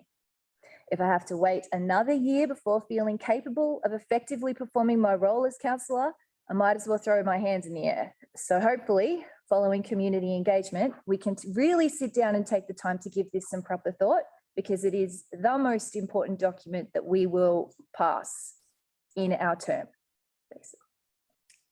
Thank you very much. Would any councillor wish to speak for the motion? Would a councillor wish to speak against the motion? Councillor Dobson, would you like your right of reply? No, it's all been said. Thank you, Mayor O'Keefe. We'll now go to the vote. All those in favour? Against? Motion carried. All those in favour, Councillor Dobson, Councillor O'Keefe, Councillor Brophy, Councillor Spinks, Councillor Priestley, Councillor Abdullah and Councillor Sarley. Those against, Councillor Fern-Summer. Councillors, we now go to page 64, item 11.6, accounting for property, infrastructure, plant and equipment policy. There is also a recommendation on page 64. Would a councillor like to move a motion, please? I'd like to move a motion. Oh, well, I will. Councillor Abdullah? You're on mute. Oops. All right. Yes, I would like to move the recommendation on page 64 as the motion. Thank you very much. Do I have a seconder? Councillor, someone's motion, Priestley. He's a bit delayed. Thank you very much. Councillor Abdullah, would you like to speak to the motion? Very briefly, because this is kind of an administrative matter in a sense that it is the motion is basically asking to revoke the following policies. There were 3 policies. There are currently 3 policies, separate policies: asset capitalization policy, asset depreciation policy, and asset valuation and revaluation policy. So these policies be revoked, and the second part of the motion is to adopt the accounting for property, infrastructure, plant and equipment policy as attached to this report. So basically these 3 policies are revoked and are now consolidated in this policy, which is called the accounting for property, infrastructure, plant and equipment policy. So that's all. Thank you very much. Councillor Priestley, would you like to speak to the motion? No, thank you, Mayor O'Keefe. Would any councillor wish to speak against the motion? Would the councillor wish to speak to the motion? We will now go to the vote. All those in favour? Motion carried unopposed. Councillors, we now go to page 67, item 11.7, council or representation on committees. Would a councillor like to move a motion? Councillor Brophy. Thank you, Mayor O'Keefe. On page 67 of councillor representation on committees, that the recommendation that council, 1, appoint the councillors listed in the table below as representatives on the committees of council established in accordance with the Local Government Act 2020. I won't read them out at the moment, the committees.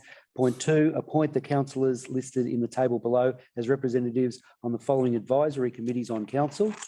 And on the following page, point 3, appoint the councillors listed in the table below as representatives on the following committees and organisations that are independent of council.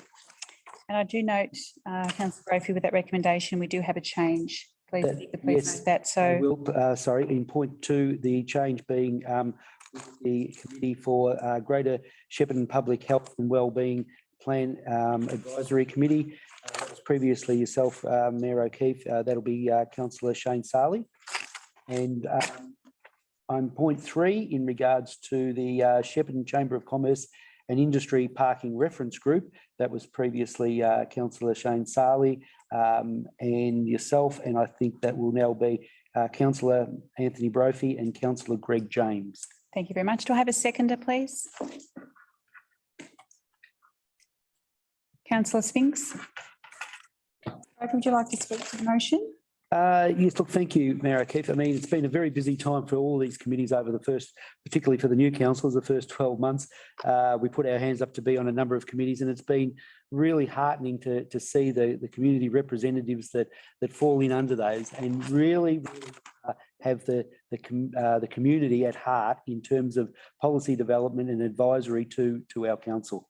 It's fantastic, the ones that I've particularly been on, and to also share it with perhaps other councillors as well. And so very much looking forward to the next 12 months.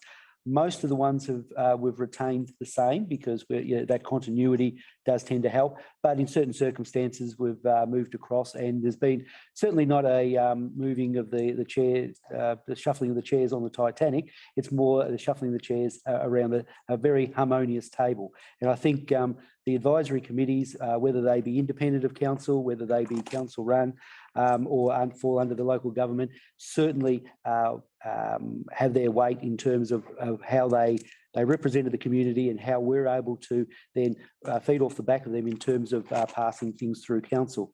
Can I also make mention that in regards to point 3, the regional cities Victoria, where you're our representative on that, and congratulations, Mayor O'Keefe, on being reappointed chair of that for a further 12 months. Thank you very much, Councillor Brophy. Councillor Spinks, would you like to speak to the motion? Just briefly, thank you. You did beat me to it, Councillor Brophy, that I was going to congratulate you as well. So congratulations. But also just to say, you know, councillors, as much as there's 9 of us around the table and we do represent community, it's been established over and over again. The breadth of what we cover is almost unlimited. Anything that comes to is something that we need to cover. And I think that this is the strength of the committees. These are the people that are passionate about these areas. They know about these areas. And we can tap into this knowledge and this passion and this expertise of the people who sit on the committees. And so it's so important that we have them. I will say we're probably about at capacity of how many we can sit on, I would think. So it'll be interesting to see if we get a few more, what happens. But having said that, you know, when we put our hands up for it, I can only speak for the new councillors or first term councillors. We're not really new anymore. But a year ago when we put our hands up, I was so excited to sit on the ones that I had put my hand up for. And after a year of being able to watch and learn and experience, you know, what the community members bring to the table, to what the committees are able to achieve. Now going into a second year on a lot of them, it's so exciting to sort of understand that potential a lot more and to be able to really participate and contribute to it in any way. I would like to also thank, there's been a couple of very small changes. I'd like to thank Councillor Greg James for sitting with me on the River Connect committee for the past year, and welcome Councillor Seema Abdullah and to the committee for the next year. It's certainly an important committee, and also, you know, note that occasionally these things change. The Waste Forum will be reinvented in the next year, so we'll see what that looks like as well. But it's just such a diverse, rapidly changing sort of space, and it's really important. It's a really important role the councillors sit on these committees, and just, you know, another opportunity to thank the committees for the work they do. Thank you. Would any councillor wish to speak against the motion? Would a councillor wish to speak to the motion? Councillor Summon? Thank you, Mayor O'Keefe. Just a point of clarification. I can't see the LGBTIQ+ committee in there. Is that an oversight? A councillor doesn't sit on it. No, councillor doesn't sit on that, no. No, that's why it's not there. Would any councillor wish to speak to the motion? Now go to the vote. All those in favour? Motion carried, unopposed. Councillors, we now go to page 75, item 12.1, small town festive event grants, and there is also a recommendation on page 75. Would a councillor like to move a motion? Councillor Sali? Thanks, Mayor O'Keefe. I'll move the recommendation as a motion on page 75 of the agenda, item 12.1, small town festive events grants 2021. Thank you very much. Do I have a seconder, please? Councillor Summer? Councillor Sali, would you like to speak to the motion? Thanks, Mayor O'Keefe. Look, this is another great initiative from Council to offer opportunities for our small towns to apply for grants to assist with their festive celebrations. There was $7,000 available and the total amount was awarded to 4 successful applicants, and they were the Lions Club of Toolamba. They received $1,900. Taktura Lions Club received $2,200. Kiwani's Club of Marupna also received $2,200, and the Fijian Community Association Victoria received $700 which obviously made up the total of $7,000. I think this is great. We quite often talk about supporting our small towns, and this is another opportunity to share a bit of love to them during the festive season. So well done to those people who applied. Thank you very much. Councillor Summer, would you like to speak to the motion? No, thank you, Mayor O'Keefe. Councillor Sally covered it very well. Thank you very much. Would any councillor wish to speak against the motion? Would a councillor wish to speak to the motion? Councillor Spinks? Thank you, Mayor O'Keefe. Just to, I guess, reinforce that we're just noting it. This obviously was granted well before the festive season, and that, all these things are really happening now. So, but I guess just to speak to the fact that, these are always important, but this year perhaps more than ever, so important that these events are being held by local communities to give an opportunity for people to come together, which, there was a few moments where we thought it might not happen. So I'm very, very glad that we've got to this point, and I hope that people can come together, hang out with loved ones, enjoy some of that festive spirit in whatever way that means to you this year, maybe more than ever. Thank you. Thank you very much. Would any other councillor wish to speak to the motion? We'll now go to the vote. All those in favour? Motion carried, unopposed. Councillors, we now go to page 79, item 12.2, Australia Day grants for 2022. Would a councillor like to move a motion?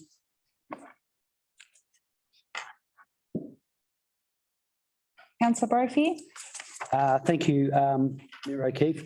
As per the recommendation on page 79, is that the council note that successful applicants of the Australia Day Grants program, as outlined below, being the Murchison Australia Day Committee, the Taktura Australia Day Committee, the Kiwani's Club of Marupna, the Arcadia Committee of Management, and the Toolamba Lions Club.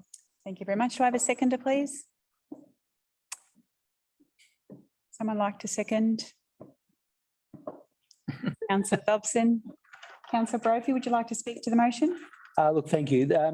Council has provided funds, and for a number of years now, to local communities and committees, Australia Day committees that really make up our municipality, and put on a terrific Australia Day celebration. And what the celebration is really is in terms of we applaud the local citizens. The local citizens who make a contribution, and it's a way of recognising them. Now, whether it's Australia Day or whether we have it on a different day, it's, as the future may tell us at some point in time, it's great to recognise local citizens. And I think that's really important that we do that. These grants provide that particular opportunity. And I think, there's passion out there, there's pride out there. They're very fun events, but we also have to be mindful that for not everybody is Australia Day a day that they celebrate. So I think going forward, there'll be a bit of a momentum, in the build up, not only locally, but I think nationally. I think there's a bit of a momentum, a move away maybe from that date, or who knows? I don't want to forecast anything because, it'll be in the lap of the gods in terms of that. But I applaud these particular Australia Day committees because they work so hard to make sure that their day is very successful. Thank you very much. Councillor Dobson, would you like to speak to the motion? Thank you, Mayor O'Keefe. I'd just like to reiterate the comments made by Councillor Brophy, but also just add to that it's this program is available for non-for-profits and community planning groups to apply for. The intention is to assist the facilitation of events and celebrations for Australia Day, and in many communities. In fact, the communities that are listed here, for a total of nearly $9,000. It's a great way that the council, the central body, can help all our towns, noticing that Murchison, Taktura, Marupna, Arcadia and Toolamba are all recipients, and it's lovely to be able to help them out. Thanks, Mayor O'Keefe. Would any councillor wish to speak against the motion? Would a councillor wish to speak to the motion? We will now go to the vote. All those in favour? Thanks. Those in favour? Oh, sorry, you don't have to. Sorry, I choose to. Thank you. Motion carried, unopposed. Sorry, I was just watching. Was she concentrating? Okay. All right. Councillors will now go to page 84, item 12.3, major and minor event grants round 1, 2021 to 2022. There is also a recommendation on page 84. Would a council like to move a motion? Councillor Priestley?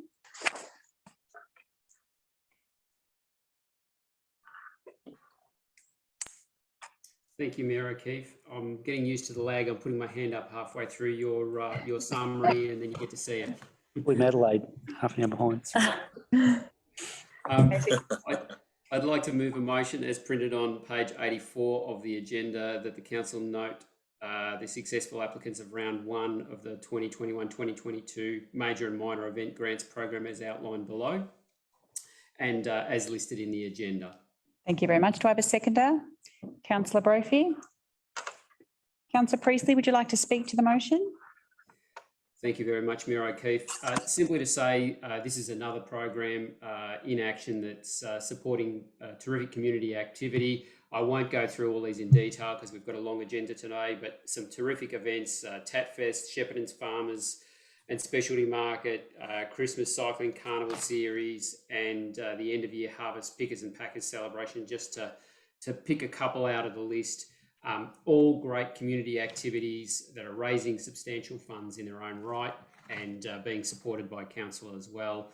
Thank you to all of those volunteers that are bringing these events together. It's fantastic, all part of the important fabric of a good community. Thank you very much. Councillor Brophy, would you like to speak to the motion? Thank you, Mayor O'Keefe. Just very briefly, we're here noting the successful applicants. So a lot of these events have already taken place. It's not that we're approving something that's going forward. We're noting that these have taken place in most cases, and we're applauding them because from a timing perspective, sometimes these things come up and they can't be waited on. So, they go ahead and they get approved there. And it is terrific to see people work so hard. I mean, the farmers and specialty market, fantastic. The Shepparton Cycling Club, who work so hard with a limited amount of volunteers that they've got out there for them to get a grant, and the ever-growing Filipino-Australian Friends Association as well. I applaud all of them for putting their hand up and getting this grant. Thank you very much. Would any council wish to speak against the motion? Would the council wish to speak to the motion? We will now go to the vote. All those in favour? Motion carried, unopposed. Councillors, we now go to page 89, item 12.4, appointment of chairperson and community representatives, and amend terms of reference for the Goulburn Valley Highway Shepparton Bypass Action Group. And I do believe Councillor Saleh has a conflict of interest and will be going into the waiting room. Go on. Someone like to someone like to move a motion, please, as in the recommendation on page 89. Councillor Dobson. Thank you, Mayor O'Keefe. I'll move that the council adopt the amended terms of reference for the Goulburn Valley Highway Shepparton Bypass Action Group as attached, and having considered the nominations received for appointment to the Goulburn Valley Highway Bypass Action Group, appoint the following nominees to that group for a 3-year term commencing 22 December 2021, concluding 21 December 2024. And I think there are about 9 people listed there, all community representatives. Thank you very much. Do I have a seconder? Councillor Brophy. Councillor Dobson, would you like to speak to the motion? Yeah, this was originally appointed back in 2009, and Peter Johnson, who's the chair, was appointed the original chair. I think Mr. Harriott was the acting chief executive at the time, and it's providing advice to Greater Shepparton on the development of the proposed Goulburn Valley Highway bypass. They've met over a period of time with the state government to try and further the actions to get this bypass done. And look, when you look at the number of B-double trucks, and I think it's important that this council recognises and highlights to the state government that the amount of B-double trucks that are trundling through the CBD and the retail area of Shepparton, and I might say not all of them are looking at the 40-kilometre-an-hour speed limit, and I think that's an important issue. And I really think that it's now time that the state government and the federal government together get together with their act to ensure that something's done for Shepparton. I mean, we're only talking about half of what really needs to be done, but to get the bypass from over the other side of Marupna out to North Shepparton is a great start. And I think that while we got this community action group going, and some of the names that are on it, they have got some skin in the game. There's a lot of names there that talk about transport operators themselves and people who have got a real interest in getting this thing done. So I call upon the state and federal government to do more than what's being done now. We've had the reports, we've had the business case, we've had the studies done, we've had the environmental study done, we've had all that. Now's the time to get action, and I would call upon the governments to come with and partner with the Greater Shepparton to get this bypass completed. Thank you very much. Councillor Brophy, would you like to speak to the motion? Yes, thank you very much, Mayor O'Keefe. Look, this particular, I'll focus on the committee first and foremost. The calibre of the people that are on there are absolutely first rate and are very strong advocates, not only for this region, but also for transport and for vehicle usage and basically connectivity for our particular area. Peter Johnson, as chairperson there, has worked tirelessly and has been on there for some time in really promoting our particular area. But people like Richard Bryce and Jeff Cobbledick, and of course Peter Hill from the trucking transport industry, and of course out at Move currently at there. And even stalwarts like Sam Sarley, and I wish Sam all the very best. He's been in poor health. So look, I think that this committee is the right committee in terms of going to the next level. But we need strong advocacy. If I recall back in 1998, the then Prime Minister John Howard had stated that he would put up the money in terms of a two-way dual lane all the way on from the Hume Highway from Seymour through to Tokemore. And included in that were bypasses of Nagambie, bypasses of Shepparton, the Arcadia section, etc. Now, it's stilted and it's stopped. And I think part of that particular part, because the federal government were going to put up 80% of the cost, 20% coming from the state. And in regards to that, I'm guessing that there's been a fair cost blowout. What we've had is that we've had opposing political parties at state and federal in the last 22 years.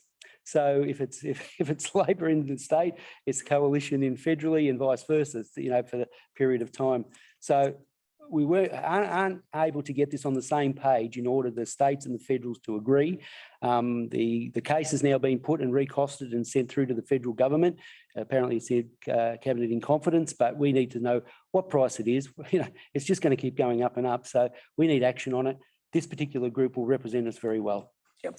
Thank you very much. Would any councillor wish to speak against the motion? Councillor wish to speak to the motion? Councillor Summer? Thank you, Mayor O'Keefe. 1998. 1998. Wow. Okay. So it's interesting you mentioned the Nagambie bypass. We've seen the transformation that's made for that town.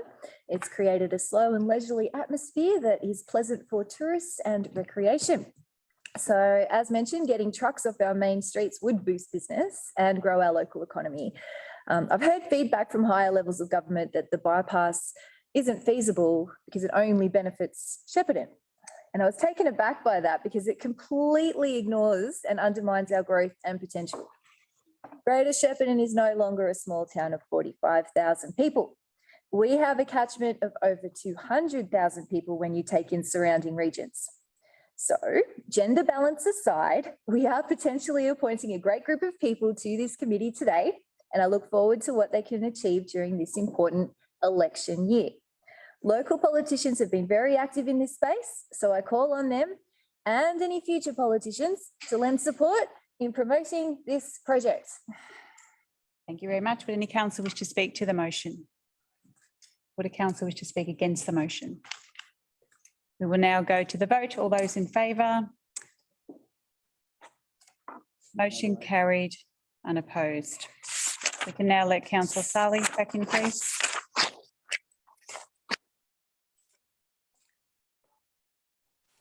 Councillors, we now go to page 94, item 12.5, land purchase on Verney Road. There is a recommendation also on page 94.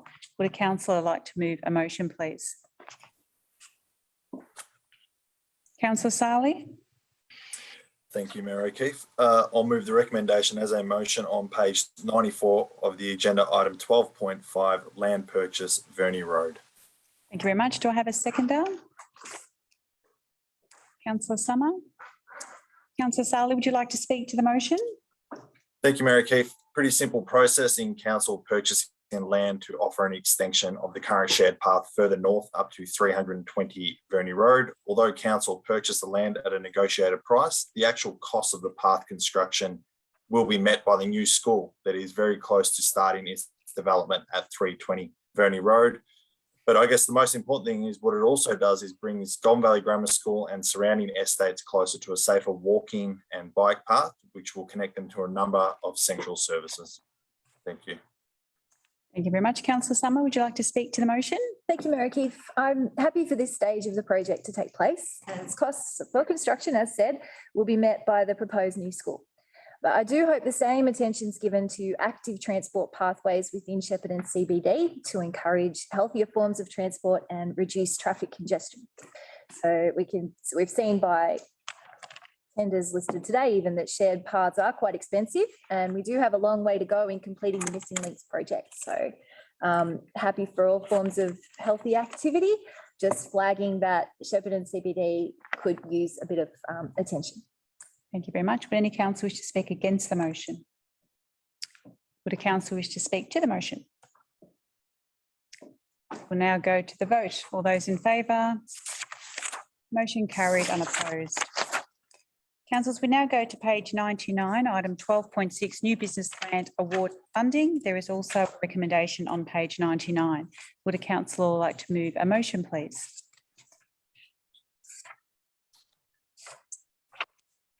Councillor Sali? Thank you, Mayor O'Keefe. I'll move the recommendation as a motion on page 99 of the agenda, item 12.6, new business grant award of funding. Thank you very much. Do I have a seconder? Would someone like to second that, please? Councillor Summer? Councillor Sali, would you like to speak to the motion? Thank you, Mayor O'Keefe. We see two businesses be successful in securing funding through the new business grant. Okami Restaurant received $6,000 and Bluebell Bathhouse received $5,000. These two businesses are making a further investment into their setup costs, with Bluebell total investment just under $80,000 and Okami are spending $700,000. Just will also mention that Okami will also see 20 new staff join the business when open, and this is a great return on investment when you think our contribution is $11,000 across those two businesses. Thank you. Thank you so much. Councillor Summer, would you like to speak to the motion? Thank you, Mayor O'Keefe. I really like these grants. They do give people a leg up and it leads to employment, which obviously creates local dollars that go around our economy. Interestingly, despite all odds, the impact of COVID has not impacted our occupancy rate, which we've heard recently. We have increased our businesses in terms of less vacant shops, which is just terrific. And this is one of the many ways we do try to support local businesses to remain sustainable. Thank you very much. Would any council wish to speak against the motion? Would a council like to speak to the motion? We will now go, Councillor Abdullah. Thank you. I understand this motion is for noting only, and I'm really pleased to see that the new businesses are coming here in Shepparton and opening their setups, and council is able to provide them the support. However, I just want to sort of highlight that maybe it's time to review and assess the grant policy and the guidelines for these grants, and to ensure that these grants are available to projects where they are going to make a real significant difference, or a difference where a project cannot take off due to the unavailability of this particular amount of the grants. Because in these cases, I've also noticed that some of the times, especially in this particular case of the Japanese restaurant that is being opened, and I'm really excited about that. But I also note that the portion of this grant is just $6,000 compared to the overall project investment of nearly $700,000. So I'm just wondering if this small portion of our business grant is going to make any valuable, any significant difference to their project. The project may have gone ahead with or without our business grants. Whereas if the same business grant is offered to those businesses, those very small businesses, which are finding it difficult to take off due to the unavailability of $5,000 or $6,000 or maybe $10,000, then I think that's where our focus should be, because then it will be a very authentic case of providing business opportunities, developing local skills, and making sure that people who are experiencing disadvantages are also able to start their businesses through this particular grant. So I'm just highlighting a need for a review for the grant, for the guidelines for this grant. Otherwise, I'm happy with the with all the opportunities that it is opening for new businesses. Thanks. Thank you. Would any council wish to speak to the motion? We'll now go to the vote. All those in favour? Motion carried, unopposed. Councillors, we now go to page 104, item 12.7, the zero emission plan. There is also a recommendation on page 104. Would a council like to move a motion?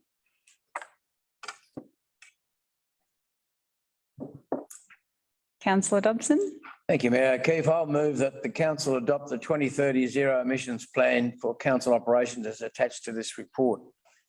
Thank you very much. And do I have a seconder? I think that was Councillor Priestley's hand. It's a little bit slow. Thank you, Councillor Priestley. Councillor Dobson, would you like to speak to the motion? Thank you, Mayor O'Keefe. There are times when a council has got to follow and times when a council has got to lead. And this is one of those times where a council has got to lead.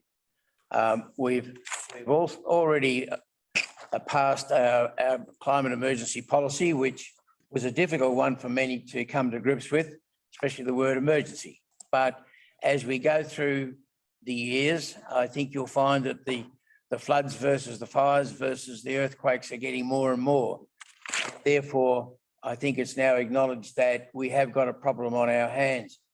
The zero emissions plan 2030 or the 2030 zero emissions plan has 63 actions, and they are highlighted by, in rough terms, leadership and energy reduction plans. And the council have already started that by embracing the all electric motor vehicles. We've embraced it by having the electric recharge stations throughout Shepparton and elsewhere, and I think that will only improve. But I think we've got to understand and realise that this is not just a form of words that doesn't come with some challenges. It certainly will come with some challenges. It will certainly come with some costs. But being the positive sort of person that I think I am, I also would suggest to council that it comes with a lot of opportunities. And I think we must, whilst we embrace the challenges, we must look for those opportunities, and the community will then look for those opportunities as well. As I said, there are 63 actions falling under 7 themes that are listed on the implementation plan. And each of these identifies responsible teams, indicative budgets, resource intensity and timelines for implementation. This is a well thought out plan. It's not just, oh, well, let's do it.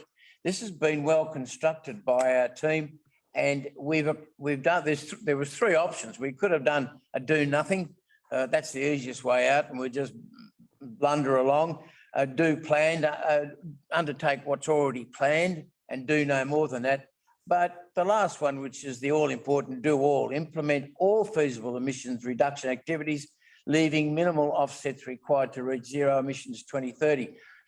The federal government is under pressure to be more proactive in their 2030 plans.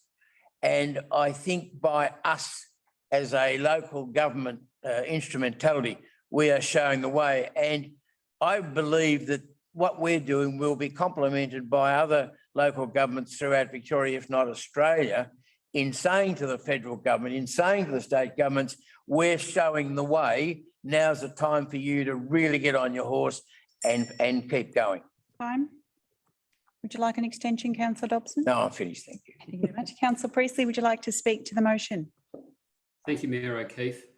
In general terms, you can talk about our region as its prosperity stemming from the agriculture and the export industries that are within this region.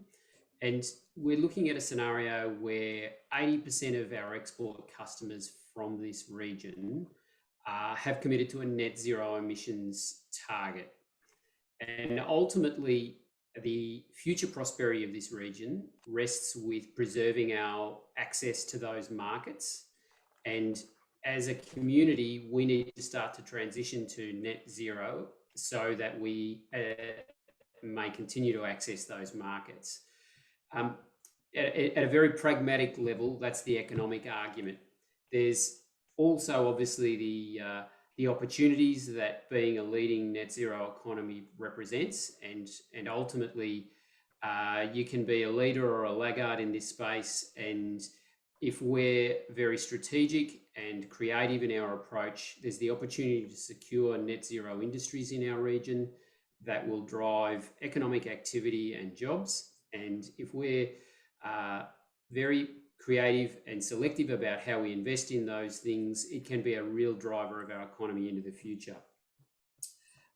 Ultimately, those opportunities, in my view, rest for the greatest amount of job creation in the bioenergy sphere, and Council's opportunity to influence the national conversation around net zero emissions is to be a leader in that space and amplify our impact, not just here, but across the nation. So I would strongly encourage the executive to consider the impact we might have by being brave in that particular area. Other than that, the plan represents lots of well thought out and well reasoned planning around the transition of our own organisation.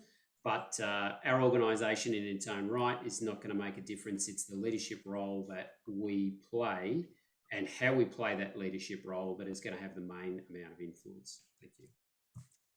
Very much. Would any councillor wish to speak against the motion? Councillor wish to speak to the motion? Councillor Brophy. Thank you, Mayor O'Keefe. Zero emissions plan. We really still are finding our way through this. We are looking at best practice, and we're pretty much charting a new course. And it's a new course in somewhat uncharted waters. And it will cost us. I mean, we include it now currently in our budget as a narrative in each item, and it will cost us. And I haven't seen an equilibrium yet where the cost benefit tips over, whether it's in 5 years, 10 years, 50 years, whatever it might be. But you know what? Sometimes it's intangible. Sometimes you cannot put a cost on that. So what will cost us is probably short and medium term in terms of dollars. It will cost us in terms of money in the short and medium term. But this is for our future. It's for our children's future and our grandchildren's future. And that is intangible, and that doesn't have a cost. So we are doing the right thing by this zero emissions plan. I certainly applaud Sharon Terry and her whole team, very passionate team, and willing to take on advice and look at other particular options in terms of as we're finding our way through these charted waters. I congratulate them, and I think we're heading in the right direction. Thank you, Councillor Brophy. Would any councillor wish to speak to the motion? Councillor Spinks. Takes an awful lot of willpower for me not to put my hand up to move these sort of motions. But I do so because I am not a one-trick pony, and because I know there are a lot of people in this, other people in this room that feel very strongly in support of these sort of things. I am wholeheartedly excited to see this plan come to our council meeting. It's been a long time coming. It is a bold, it is an in-depth document, and I completely applaud my fellow councillors for having the courage to not only go ahead with this plan, but to wholeheartedly embrace what needs to be done and to move it in its entirety. The reality is, this is when after you build a house, you got to clean up the work site. We've spent the last 50 years building and building and building, and now we've just got to clean it up a little bit. That is what this is. It is. I was going somewhere with that. And it was, this is our, we now are the most advanced we've ever been. We are the greatest we've ever been. And to steal from Councillor Summers earlier, with great knowledge comes great responsibility. So we now have the knowledge that we need to be doing this. We need to protect our planet. We need to protect our futures. And that means we need to take action. And that is what this is. And we are doing it. And I ran for local council because I genuinely believe in local government. And this is one of those areas where we watch, state and federal. There's a lot of politics in play. There's a lot of stuff that gets in the way. Local government to a certain extent can just do the work. We know what needs to be done. We have the power to sit in this room and make decisions and to take action on things. And certainly, that's always relevant. But for this particular item, I'm so proud to be a part of it. And this particular plan is a very good plan and it will make us a great council. And I'm very proud to be a part of that. Thank you. Thank you. Would any council wish to speak to the motion? Councillor Summer? Thank you, Mayor O'Keefe. As you probably all know, I did vote against the climate emergency, but I am supporting this motion because, like most of us, I'd assume, I want a less polluted planet and less reliance on finite resources that potentially destroys our natural environment. Regardless of whether you believe in climate change, these are laudable and lofty goals that can't be achieved through the status quo. We need to build a better world for the next generation, and $15 million is a very small step in that direction.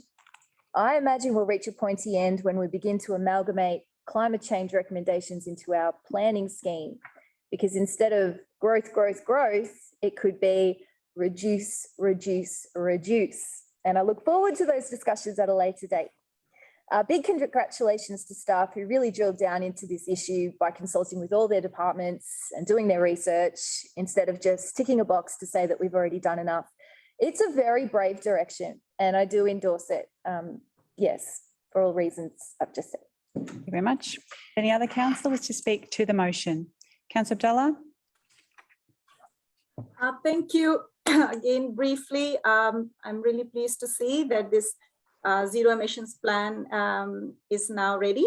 Of course, the plan results from the council's leadership and vision in declaring a climate emergency and adopting the 2030 net emissions target in the year 2020.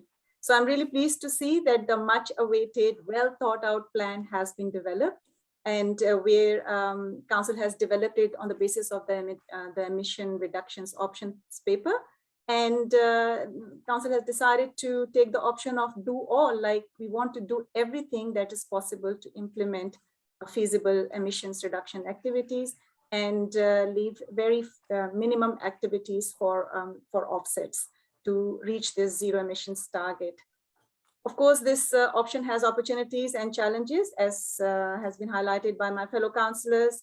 Some actions are straightforward, some are complex, but it is really heartening to see that the level of engagement and commitment that has been demonstrated by the staff for achieving this target. So I'm really impressed and well done, and congratulations to our staff. They have of course outlined the risks in following this plan. Of course, there are costs that are higher than estimated, and the risk is also that the technology might not be available to certain emission sources. So all these risks need to be continuously monitored, and I believe our working group is also going to be established to monitor the plan and monitor the risks. Overall, it is a very solid demonstration of council's acknowledgement of the nature of urgency in addressing climate change and its own commitments to do its own part in reducing carbon emissions. Basically,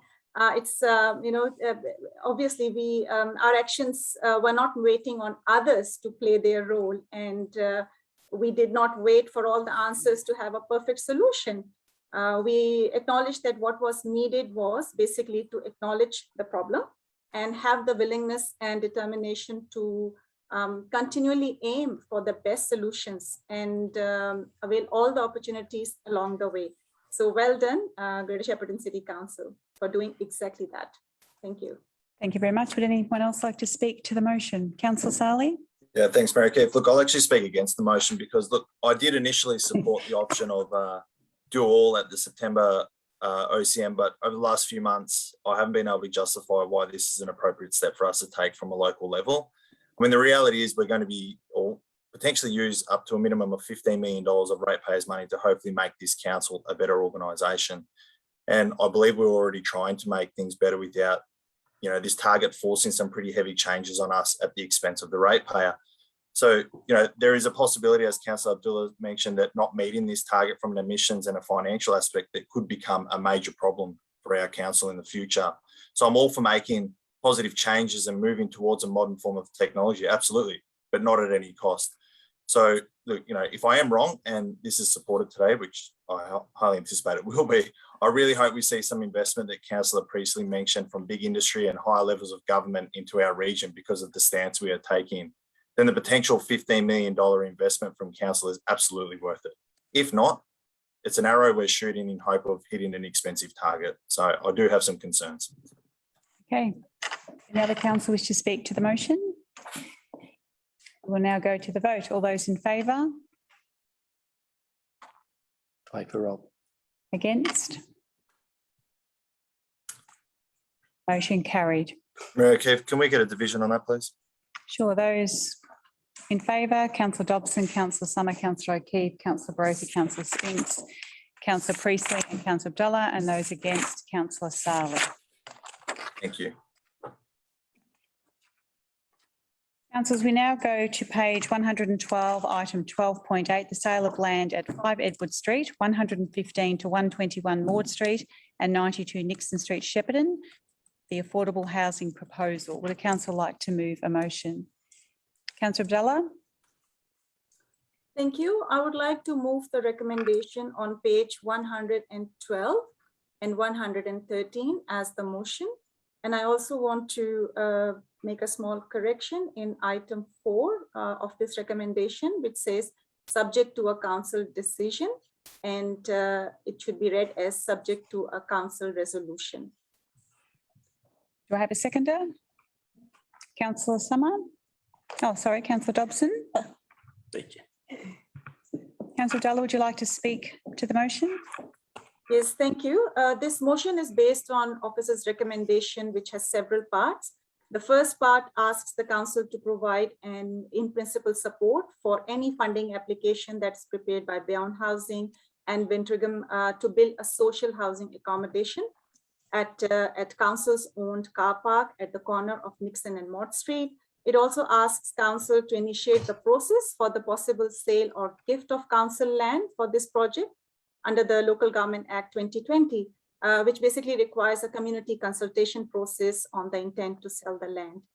The motion also authorizes the CEO to sign an MOU for this possible sale of land, which also notes that the sale or gift will require Beyond Housing and Wintergum to enter into a contract of sale and a section 173 agreement with council. And the motion also notes that upon the completion of the consultation process, any submissions received will be brought back to council. So I just want to give a bit of background to put things into perspective. The state government's big housing build project has committed a minimum guaranteed $45 million for social housing in Greater Shepparton. Beyond Housing and Wintergum, the two reputable social housing providers in the region, have presented a social housing development proposal to council. The officer's recommendation is to provide an in-principle support for any funding application for this project and also initiate the process for the intent of sale of land. So after evaluating the recommendations from all angles, I fully endorse this motion and the recommendations because it is difficult to say no to this project, given the terrible state of homelessness we are facing in Greater Shepparton. Homelessness is compounded by the lack of affordable housing, and of course, COVID-19 has only aggravated this already critical situation for us. We cannot deny the enormity of our problems in this space. Look at the high rate of homeless. Look at the high numbers of households on social housing waiting list. 20% of low-income households in our region, they are in housing stress. That is, they are spending more than 35% of their income on rentals. We have lack of rental affordability. We have lack of housing diversity in our housing stock. So these are all those issues that need genuine and strong commitment. We cannot miss any opportunity like this to redress this situation. Council has long been accused of not doing anything to resolve the issues of affordable housing and homelessness in our region. So this proposal allows Council to play a substantial and concrete role in increasing our social housing and affordable housing stock. Also, to play its role and facilitate the provision of affordable housing in Victoria, Council developed an extensive affordable housing strategy in 2020 and identified various actions to deliver the outcomes. If you would recall, the establishment of affordable housing reference group Time, would you was like one an of the actions. sorry, Councillor, would you like an extension? Yes, please. Granted, Thank you. thanks. Thank you. And so, yeah, so the reference group was established, and the objective of that reference group was to allow stakeholders and to collaborate and share knowledge and expertise to address the affordable housing collectively. And that is exactly what is being done, because we have these two members of the reference group who have brought this proposal to us, and it's going to be an excellent opportunity to collaborate and partner to resolve this critical problem for the region.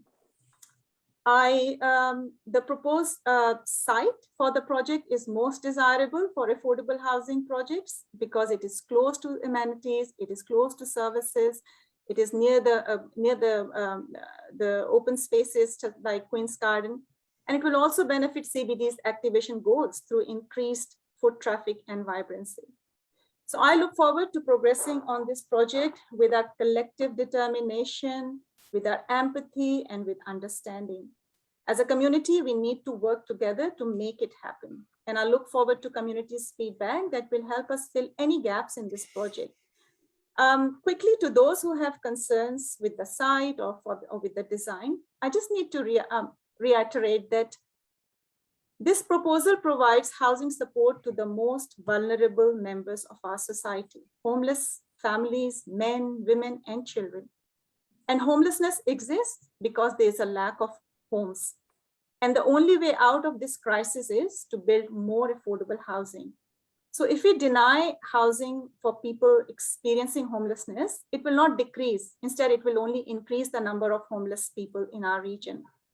This project is about providing housing security to the most vulnerable people in our community, something which most of us, I think, take for granted. So these are my reasons for supporting and endorsing this motion. Thanks. I'll stop here now. Thank you. Councillor Dobson, would you like to speak to the motion? Thank you, Mayor O'Keefe. I would. The recommendation being considered this afternoon supports the project in principle, but at this stage initiates the intention to sell airspace, and that's what we're doing. This would serve as Council's contribution to a future funding opportunity to realise social housing. Affordable and social housing shortage is a significant problem for our community.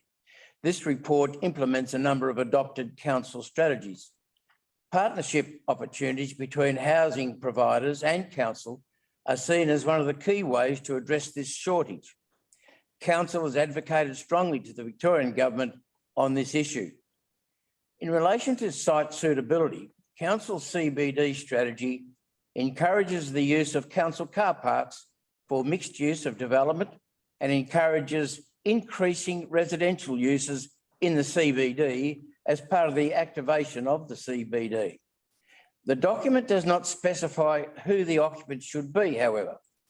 I note that Murungi Street car park is often mentioned. This is Crown land, and the car park opposite the office at Greater Shepparton is not also in our ownership. This site is preferred as it is located close to a residential / office area and proximate to open space being the Queen's Gardens. Given the residential nature of this development, it has great synergies. The council adopted affordable housing strategy. The adopted affordable housing strategy also includes such actions as looking at council-owned land for social affordable housing partnerships. This project supports both of those adopted council policy documents. The Affordable Housing Reference Group also looks at opportunities and partnerships with council and has been looking at this potential for some time. At this stage, though, the recommendation is seeking to further consultation on an intent to sell the land or sell the airspace. This starts the public consultation process. Feedback and comments will be collected, reviewed, and a further report will be provided to a future ordinary council meeting to further progress the development. Very important. The design issues and concerns are addressed in the memorandum of understanding. However, if the government fund is such a project, the government has their own design requirements, but also will be responsible for the application, including stakeholder consultation on design. And I would like to read a clause from the draft MOU. It's a draft MOU between the council and Winteringham, and it states as follows. Council is to be a party to and agree to the nature and design of the project. Very important. The council is to be a party to and agree to the nature and design of the project. Would you like an extension? Thank you, Councillor? Mayor O'Keefe. Granted. And it is to approve the final design of the project before any development approval and construction commences. Now, therein, to me, is the most important area for those folk who have concerns about this project. And we've all had consultations so far with many of our people in many of our community about this. And they are saying that we may lose control of the whole thing. The MOU specifically states that council has the final approval of the design before any development approval and construction commences. Mayor O'Keefe, I point council to the hub in Friar Street. Now, this was a project initially, I think, in partnership with the TAFE College, but that was a project, a multi-storey project that had some people against it, quite rightly. But when you look at the stats that come out of that, the amount of problems that come out of that area, and a lot of these people are homeless. If they didn't have the hub, they wouldn't be studying at TAFE College. And if people didn't have this project, they wouldn't be studying at the ACE College or the hub or the TAFE College, or in fact, the university just down the road. We're giving people the opportunity to do something positive with their life. And that is why I'm so passionate about it. I understand and I recognise and I appreciate the number of people who say that they think it's the wrong position. Me, I think it's ideal. Close to doctors, close to open spaces, close to retail, close to shops, close to transport, and all of those facets are important to people who haven't got those assets within their own livelihood. This will be a positive rejuvenation of many people's lives. Thank you very much, Councillor Dobson. Would any councillor wish to speak against the motion? Councillor Brophy. Thank you, Mayor O'Keefe. Firstly, can I say thank you for the passion that's been shown already by Councillor Abdullah and Councillor Dobson. And also I applaud the initiative by Beyond Housing and Winteringham. And it really does address the affordable housing strategy that we have. So I'm in a bit of a quandary because I've always supported a homeless shelter. It's been one of my mantras to try and get something like this up. Point of order, it's not a homeless shelter, Councillor Brophy. No, I'm not saying that it You is. did say that, so. No. I've always been supportive of a homeless shelter. Yep. And I've also been supportive of better and more social housing.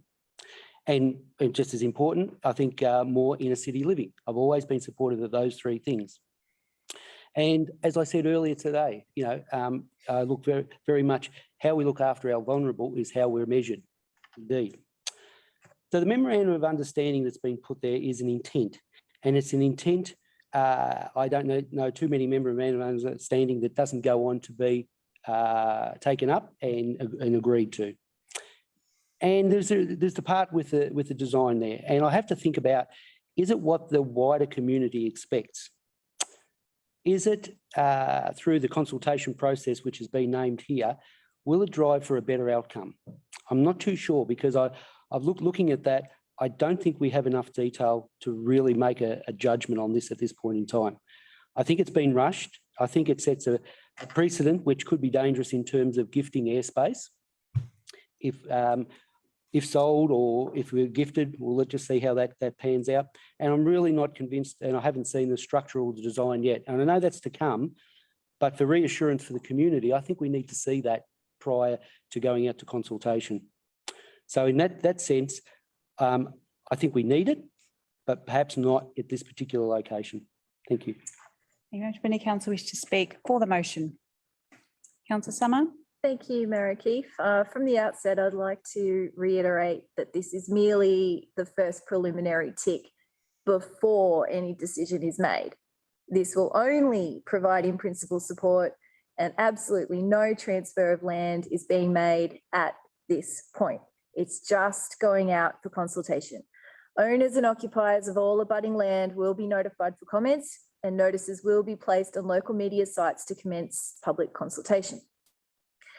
Already, we are seeing a groundswell of negativity from people who don't want social housing in their backyard.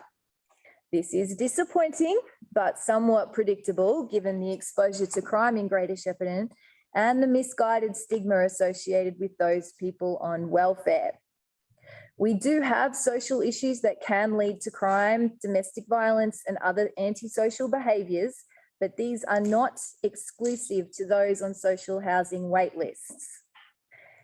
It's a shame I need to point this out, but not everyone in social housing is a criminal or a drug abuser. Despite popular opinion, there is no divine intervention that decides whether someone is poor or if someone is successful in life. It is not embedded in our DNA. We are only products of our environment. And right now, Greater Shepparton is harbouring too much disadvantage. And the only way to turn that around is by changing people's environments. So yes, antisocial behaviour can be exacerbated when people's basic needs are not being met. Outside food and water, there is no more basic need than secure housing. Very difficult for people to enter into a mainstream economy and turn up to work every day when you are in survival mode. Greater Shepparton has over 1,000 people on the social housing waiting list, and it's fair to say we've reached a crisis stage. Already some great suggestions for other locations and other formats have been coming forward, which is great, and we can certainly consider those in the future. More the merrier, we need them, but right now we need to do something quite urgently. So councillors, when making this decision, we need to look beyond the influence of individual landowners and at the bigger picture. Providing housing will enable people to get back on their feet and feel safe. It will reduce crime and make people feel more connected. People on lower income need to be close to the CBD. All this has been said, but they need access to shops and health services since many can't afford to drive. And I somewhat suspect that pandering to landowners in the past has led to poorer social outcomes in Greater Shepparton, because I've seen other public health projects abandoned for very similar reasons, not in my backyard. Our planning scheme supports high density living in the CBD, and councillors have been... Would you like an extension? Yes, please, Mary. Granted. We've been assured it's not an ordinary multi-deck slum fit out. We've been assured that, but we probably need to see more detail around it. And that's what this process is about. People will be linked with social support workers, and there will be public space within the building that has surveillance. Most of these people will want to live ordinary lives and pose no danger to neighbouring properties.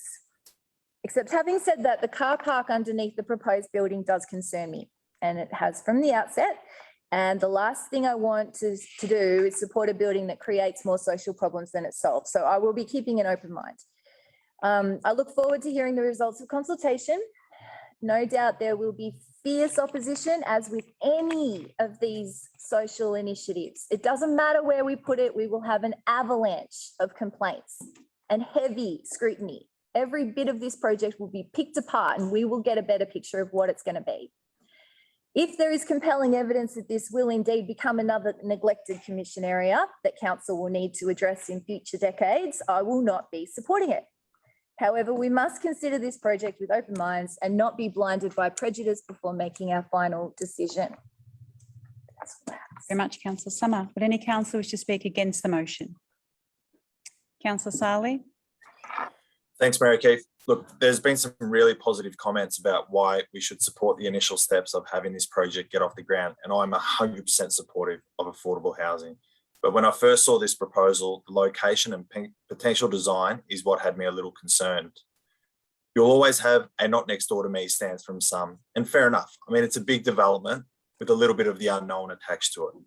But my vision of what affordable housing should look like is a house or single story units located throughout the community, not 30 units in one big development block. Having units or houses spread out provides the opportunity for those using the service to gain better connections with our community, becoming connected with your neighbours, utilising public transport and sharing in the open spaces that are nearby. I think the current proposal could limit some of the important things I've mentioned compared to spreading them around. I'd love to support this now and give it further consideration when it comes back to council, but I think by then it will be too late to make any changes, and tonight's decision plays a big part in this development taking place at the proposed location. For those reasons, I cannot support this proposal. Thank you. Much any other council wish to speak to the motion? Councillor Spinks? Thank you. And the reality is there's probably not much more for me to say that hasn't already been said, but I feel so strongly about it that I'm going to say it anyway. So I think in terms of, there's the two aspects of this. There's the people and the building. And for the people part of it, as further to what Councillor Summer said, could happen. This could be any of us at any time. There is no path that walks a straight line. Nobody plans to need this sort of help. We live in a time where living is expensive, living is complicated, mental health is challenging, vices are all around us at all times. We are all human. We all fail, we all succeed. We all have good days and bad days, and we have struggles. Not all have support around them.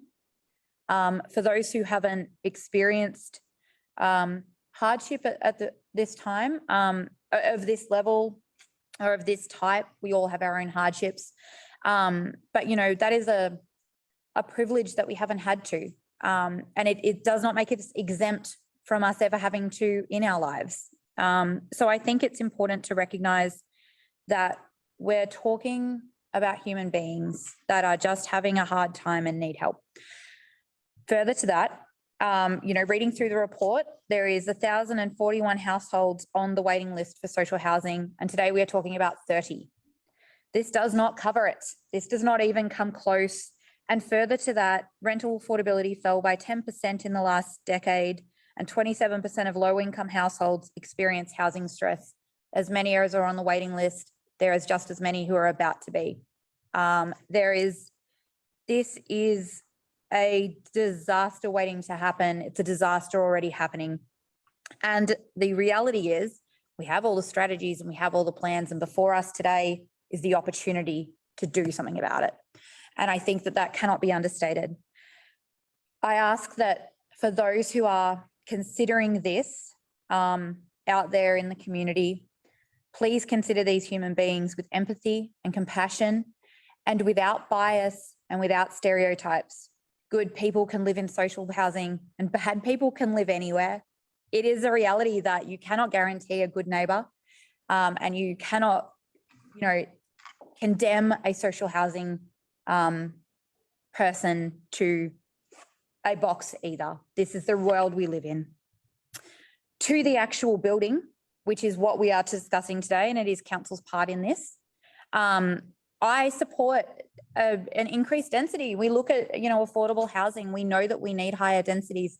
This is essentially 30 new households that will pop around the corner to buy coffee, and they'll, maybe go out for dinner, or maybe, walk down.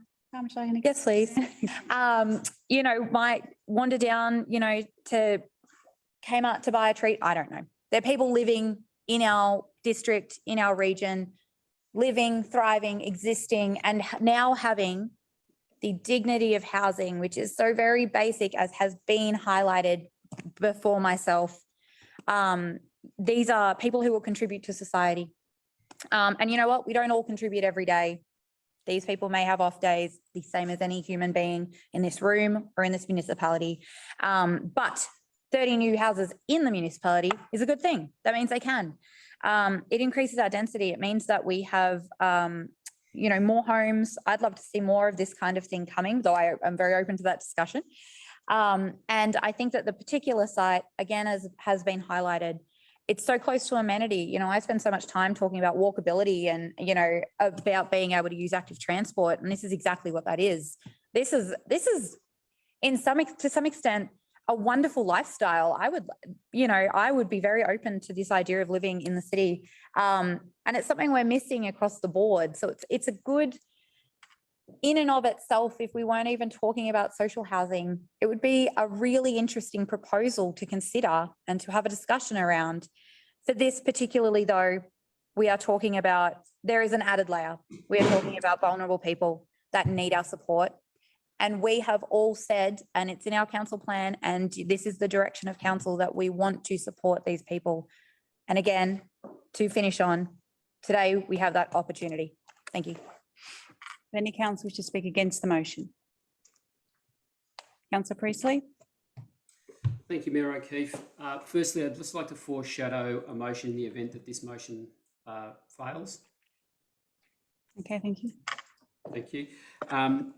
So social housing, almost universally, the community would agree that we need more of it. And almost universally, the community would agree that they don't want it next to their house. And that's the impossible situation that council finds themselves in today when opportunities like this come along.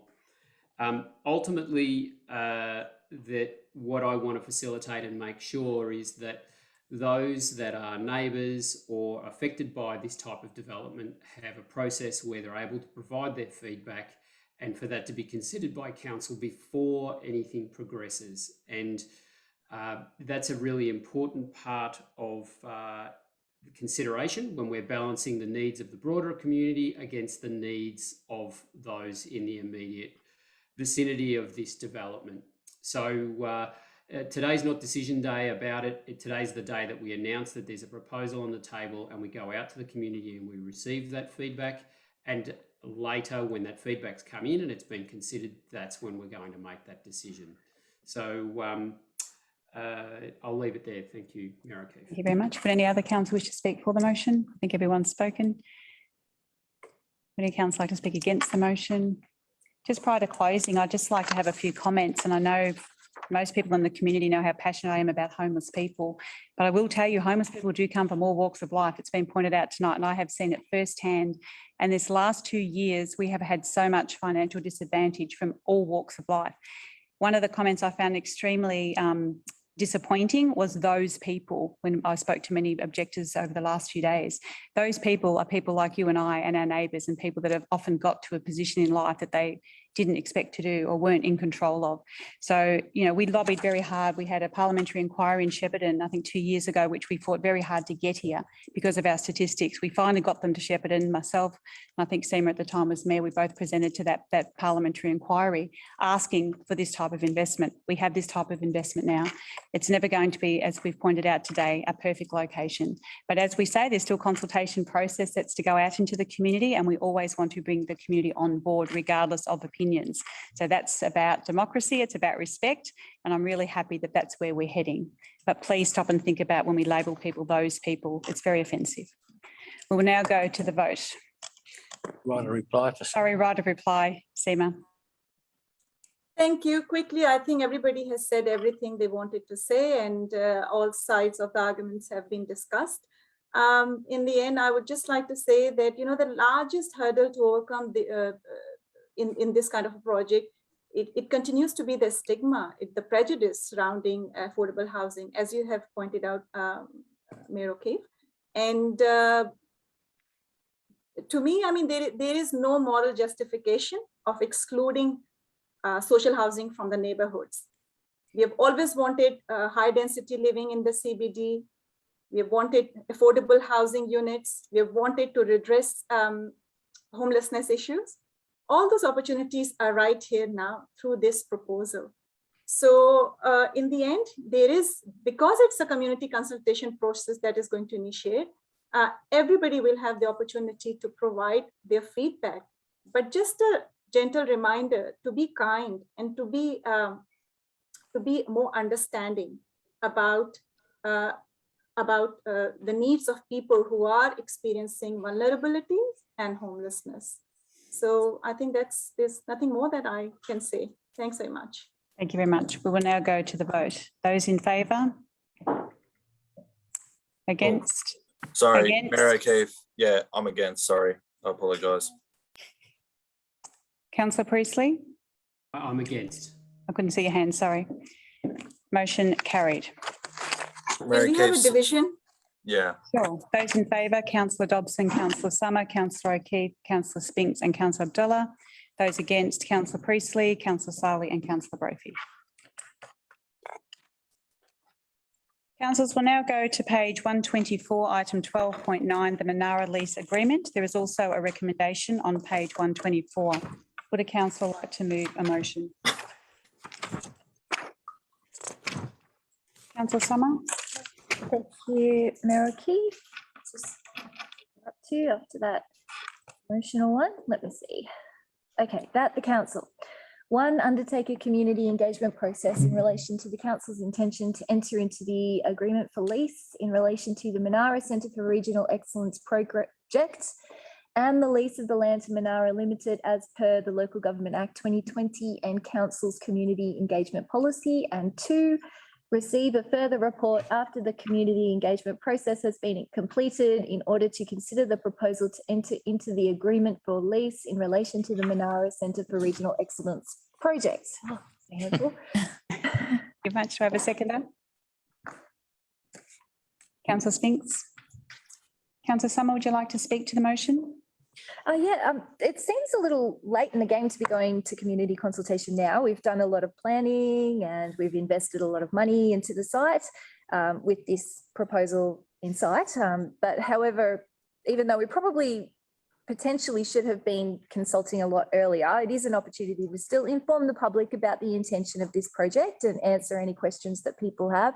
The report that we've gotten today still doesn't specify exactly what the project entails, except that it's a hub of connection and transformation for Indigenous and non-Indigenous people across Australia. So this is being led by the Indigenous. It's their project. Our input into this will potentially be quite minimal. We're letting them take the lead on this. And I'm excited to see what positive outcomes arise from this project. And I hope that the community feel the same way. I'm keen to hear what they say because finding out more detail would be interesting. But at the same time, our role is more a facilitation role in helping to establish this so that they can reach their level of self-determination in moving forward with excellence. Thank you very much. Councillor Spinks, would you like to speak to the motion? No, thank you. Would any councillor wish to speak against the motion? Would a councillor wish to speak to the motion? We'll now go to the vote. All those in favour? Motion carried. Councillors, we now go to page 133, item 13.1, adoption of sports facility use and signage policy. There is also a recommendation on page 133. Mayor O'Keefe, I'll obviously declare my conflict with this item. Thank you very much. If Councillor Sala could please be put in the waiting room, that was quick. Would the councillor like to move a motion, please? Councillor Brophy? Thank you, Mayor O'Keefe. I move the recommendation that the council adopt the sports facility use and signage policy as attached to this report with the following changes to the policy. And within the policy, 1.8 regards to signage, that the paragraph be deleted that says the covering or diminishing the value of other sponsorship signage is not permitted. And the addition of a paragraph that says the covering or the diminishing of any club venue sponsorship signage is not permitted unless the venue club is of a competitive status at regional, state, national or international standing and is a professionally live streamed event. Such signage is to be authorised by the Director of Infrastructure or delegated to Manager of Parks, Sport and Recreation. This to come into effect on the 1st of January 2023. Thank you very much. Do I have a seconder?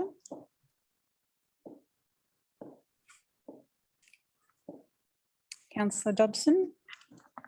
Councillor Brophy, would you like to speak to the motion? Thank you, Mayor O'Keefe. I'm not really focusing on specific sports or specific clubs, but my changed recommendation is to develop better local and community sport outcomes. The report, being the policy, is quite sound, and I applaud the diligence of the staff from Parks, Sports and Recreation. In the main, it is an excellent report and policy. What we want is community sport to flourish, and particularly post-pandemic. This makes up a vast majority of our visitors to Greater Shepparton, as we found out recently at the BMX State Championships and the Junior Basketball Tournament. So people do come here for our particular sport and are focused on sport in the Golden Valley. What I am proposing is an agreement that will provide the national marketing opportunities to our regional, state and nationally based sporting clubs. It ensures working together with the locally based clubs and junior participants. It hopefully defines a pathway and promotes the sport. I'll use an example. Deakin Reserve have co-tenants and have for some time. Same sport, but perhaps even a VFL team may emerge at one stage, and they may or may not require competitive signage, which goes against the co-tenants. This particular policy will allow that. To assist councillors and other staff, I know that one of the clubs, for instance, that has a particular vested interest in one of the sporting facilities that we have, are willing to provide 3 masterclass classes during the year, open to players from other user groups to the facility, which will be conducted by their highly skilled coaching team, giving these players a taste of what they can expect at a higher level. They're also willing to offer opportunity to participate in player mascot program. And this is a highly sought after experience, which currently engages community clubs and school teams at their home matches. And you have the young players, they accompany senior teams out onto the oval, etc. Also, using their live stream game platform, they can acknowledge and promote the other club users as well. And at halftime breaks with interviews with their particular other clubs and junior clubs, and to promote them and recognise the importance of grassroots, community and wider sports as well. I am hopeful that the next 12 months see a better working relationship with some of the clubs to determine a better outcome for competitive and community sport. This is an opportunity, and this 12 months will demonstrate, and I am encouraged to see better cooperativeness. And should that not be seen, no matter what the sport, council has the ability to rechange that policy and basically go back to the free for all. And then I believe no one has a win out of that. So I look forward to a positive outcome with this particular policy. Councillor Dobson, would you like to speak to the motion?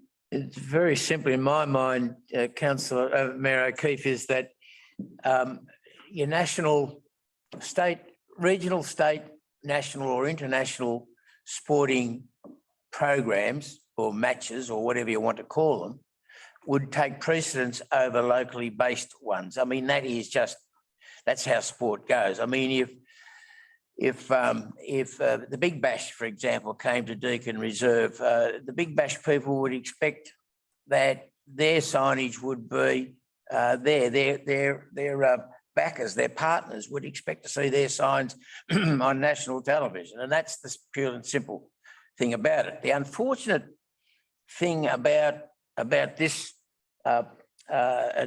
policy is that we've never been able to get agreement between the parties in some of the circumstances in order for council to make, to make a more inclusive decision. There's going to be losers and there's going to be winners out of this. There's no doubt about it. There's going to be some who will have some signage that have been put over, hidden, and they're going to cause some flack about it. But I'm with Councillor Brophy here in terms of understanding. We're going to be asking the sporting groups who share grounds to have some understanding of what the possibilities may be if we do get state, regional, state, national or international sports events here, what that would mean to their own sport. What opportunities would that mean to their own sport? And one of the ways you get these groups here is that they bring along their partners, their commercial partners. It's a commercial reality. That's what this is all about. And if you haven't got that commercial reality fairly in your sights, well, you'll never get anywhere if you can't differentiate between the two groups. There are going to be winners and there's going to be losers. And I only hope that over the next 12 months while we look at this program, And I applaud the fact that we're going to look at it again in 12 months' time. My only hope is that consensus can take place, some reconciliation can take place, and we can go forward. You know, this has been going on for some time and it hasn't been a resolution. I think we're being brave enough here to say, this is what we believe. Come and tell us we're wrong. Thank you, Mayor O'Keefe. Thank you very much. Would any councillor wish to speak against the motion? Would any councillor wish to speak to the motion? We will now Mayor go. O'Keefe, Yep. if I may. I've only just had a chance to understand the motion this afternoon and today. I think I do need to point out to councillors that I think it's got some issues with it. It seems like it's directing staff and you might want to direct the CEO, but I don't think you have a position to direct staff. And I think you're putting us in a difficult situation if you're asking us to authorise the covering of signs that may be under a contract or under some sort of arrangement between separate parties. I think at least at minimum, you need to get some legal advice in relation to the motion that you're trying to put today, because I think it has some issues. May I suggest we lay it on the table? If that's appropriate, or we will continue on. All right, would any councillor wish to speak against the motion? Would any councillor wish to speak to the motion? Councillor Summer? Thank you, Mayor O'Keefe. It's a policy that has come about due to these issues. We are trying to address these issues, and it is not directing staff. It is actually strategies in place through a policy, which is exactly our role. We do not need legal advice to have that option to change things inside a policy. So I'm actually supporting. Any councillor wish to speak against the motion? Rob, did you want to speak? No, thank you, Mayor O'Keefe. Okay. Any councillor wish to speak to the motion? I probably do want to support my concerns in regard to the current contracts that are in place. We do have responsibility in regard to those contracts. And I also want to point out we are directing staff. I mean, that's an operational matter, and I think that would need to be the CEO's direction. So I do wish to raise that to you all as we go to the vote. My suggestion. Policy, Mayor O'Keefe, that those staff members are still mentioned in the policy as well. But we can't direct them to an operational matter. There's going to be a change within the policy, which is what you're suggesting. We are actually directing the staff into those changes, which is not the current contracts. So. Point of clarification, could a councillor move to amend to remove the line that contains instructions to staff members? I would actually like some legal advice in regard to the contracts, because we are putting ourselves in a position that we are not understanding 100% of, and I don't feel comfortable with that decision. So I would like to actually lay this on the table. You have a mover and a seconder and a motion in front of you. Okay, Mayor O'Keefe. all right, so we just have to go to the vote. I would like to foreshadow a motion. Okay, all right, we'll go to the vote. Those in favour? Against? Motion lost. Mayor O'Keefe, I'd like to move that we lay this item on the table. Well, the motion is lost. It's lost, so Darryl, do it's you want lost. to give us some? Ah. Learn every day. Very good. Same thing without the operation. Move one of the. It's already been lost. The motion has been lost. Oh, sorry. Yeah, it's finished. It's gone. Foreshadowed. So I can You can move a motion. move. You just can't lay it on the table. No longer there. But that was the motion. That was To the lay it motion. on the table. No, but That wasn't right. lost motion can then. But I can't move to lay it on the table. No. Okay. I would like to move. Unfortunately, I don't have councillor Brophy's motion in front of me. I've got it here. One motion.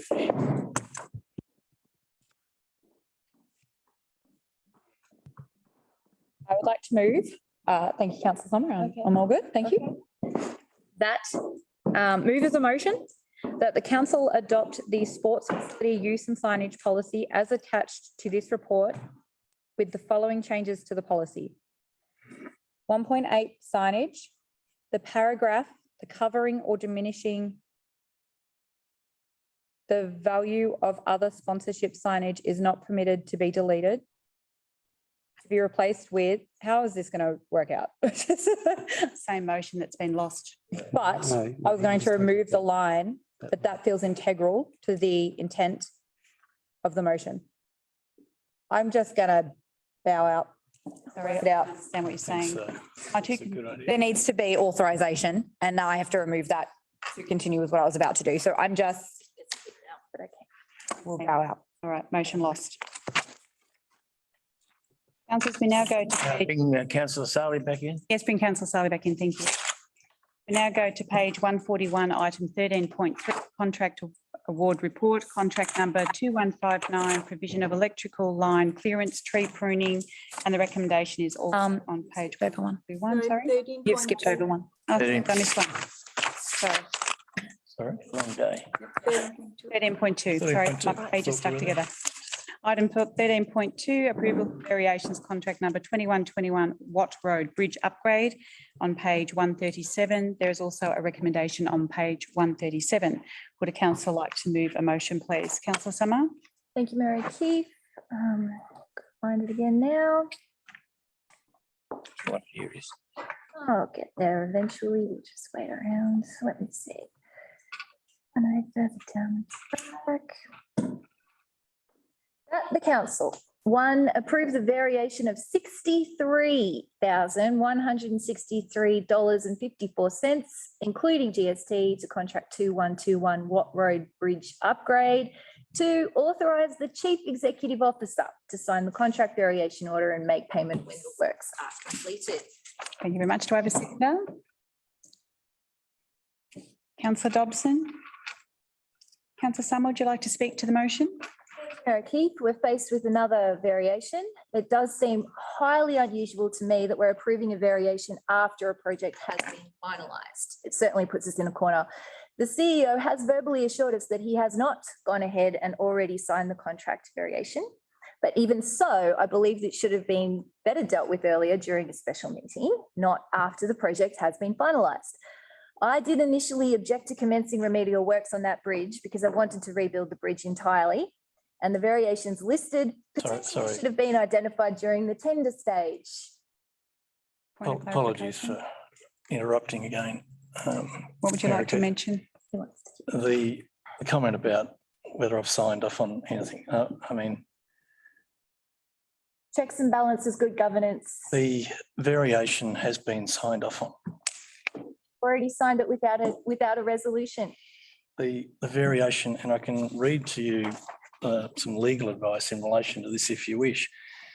I confirm that unlike the legislative requirement to have an instrument of delegation in place to allow contracts to be awarded by the Chief Executive Officer, it is unnecessary for Council to approve the Chief Executive Officer's authorisation of expenditure in respect of variations to the contract.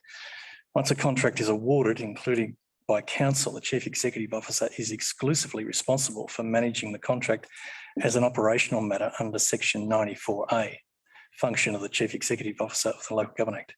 Any variation of the contract is the responsibility of either the Chief Executive Officer or a delegated officer to approve. The approval of a variation is not the separate awarding of a contract because the contract is already in existence and would provide for variations. Accordingly, Council has an existing contractual obligation when variations are being considered.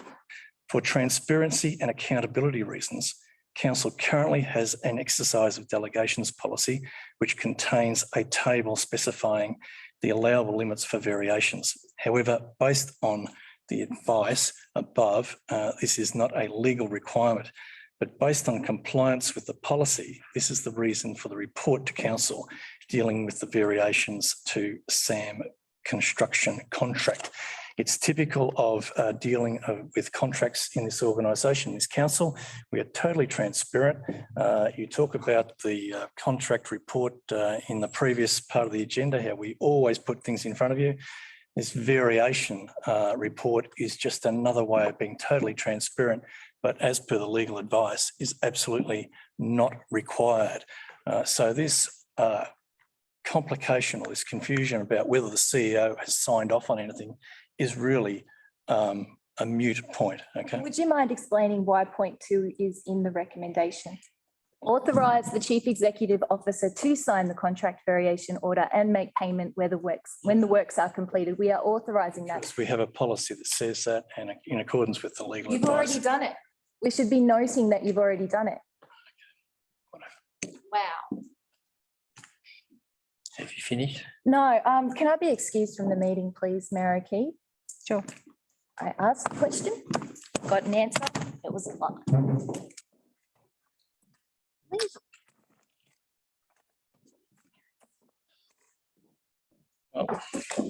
Councillors, we will now go back to start that item again, 13.2. I'll need someone to move. I'll move the recommendation that the council approve the variation of $63,163.54, including GST to contract 2121 Watt Road Bridge upgrade, and 2, authorise the Chief Executive Officer to sign the contract variation order and make payment when the works are completed.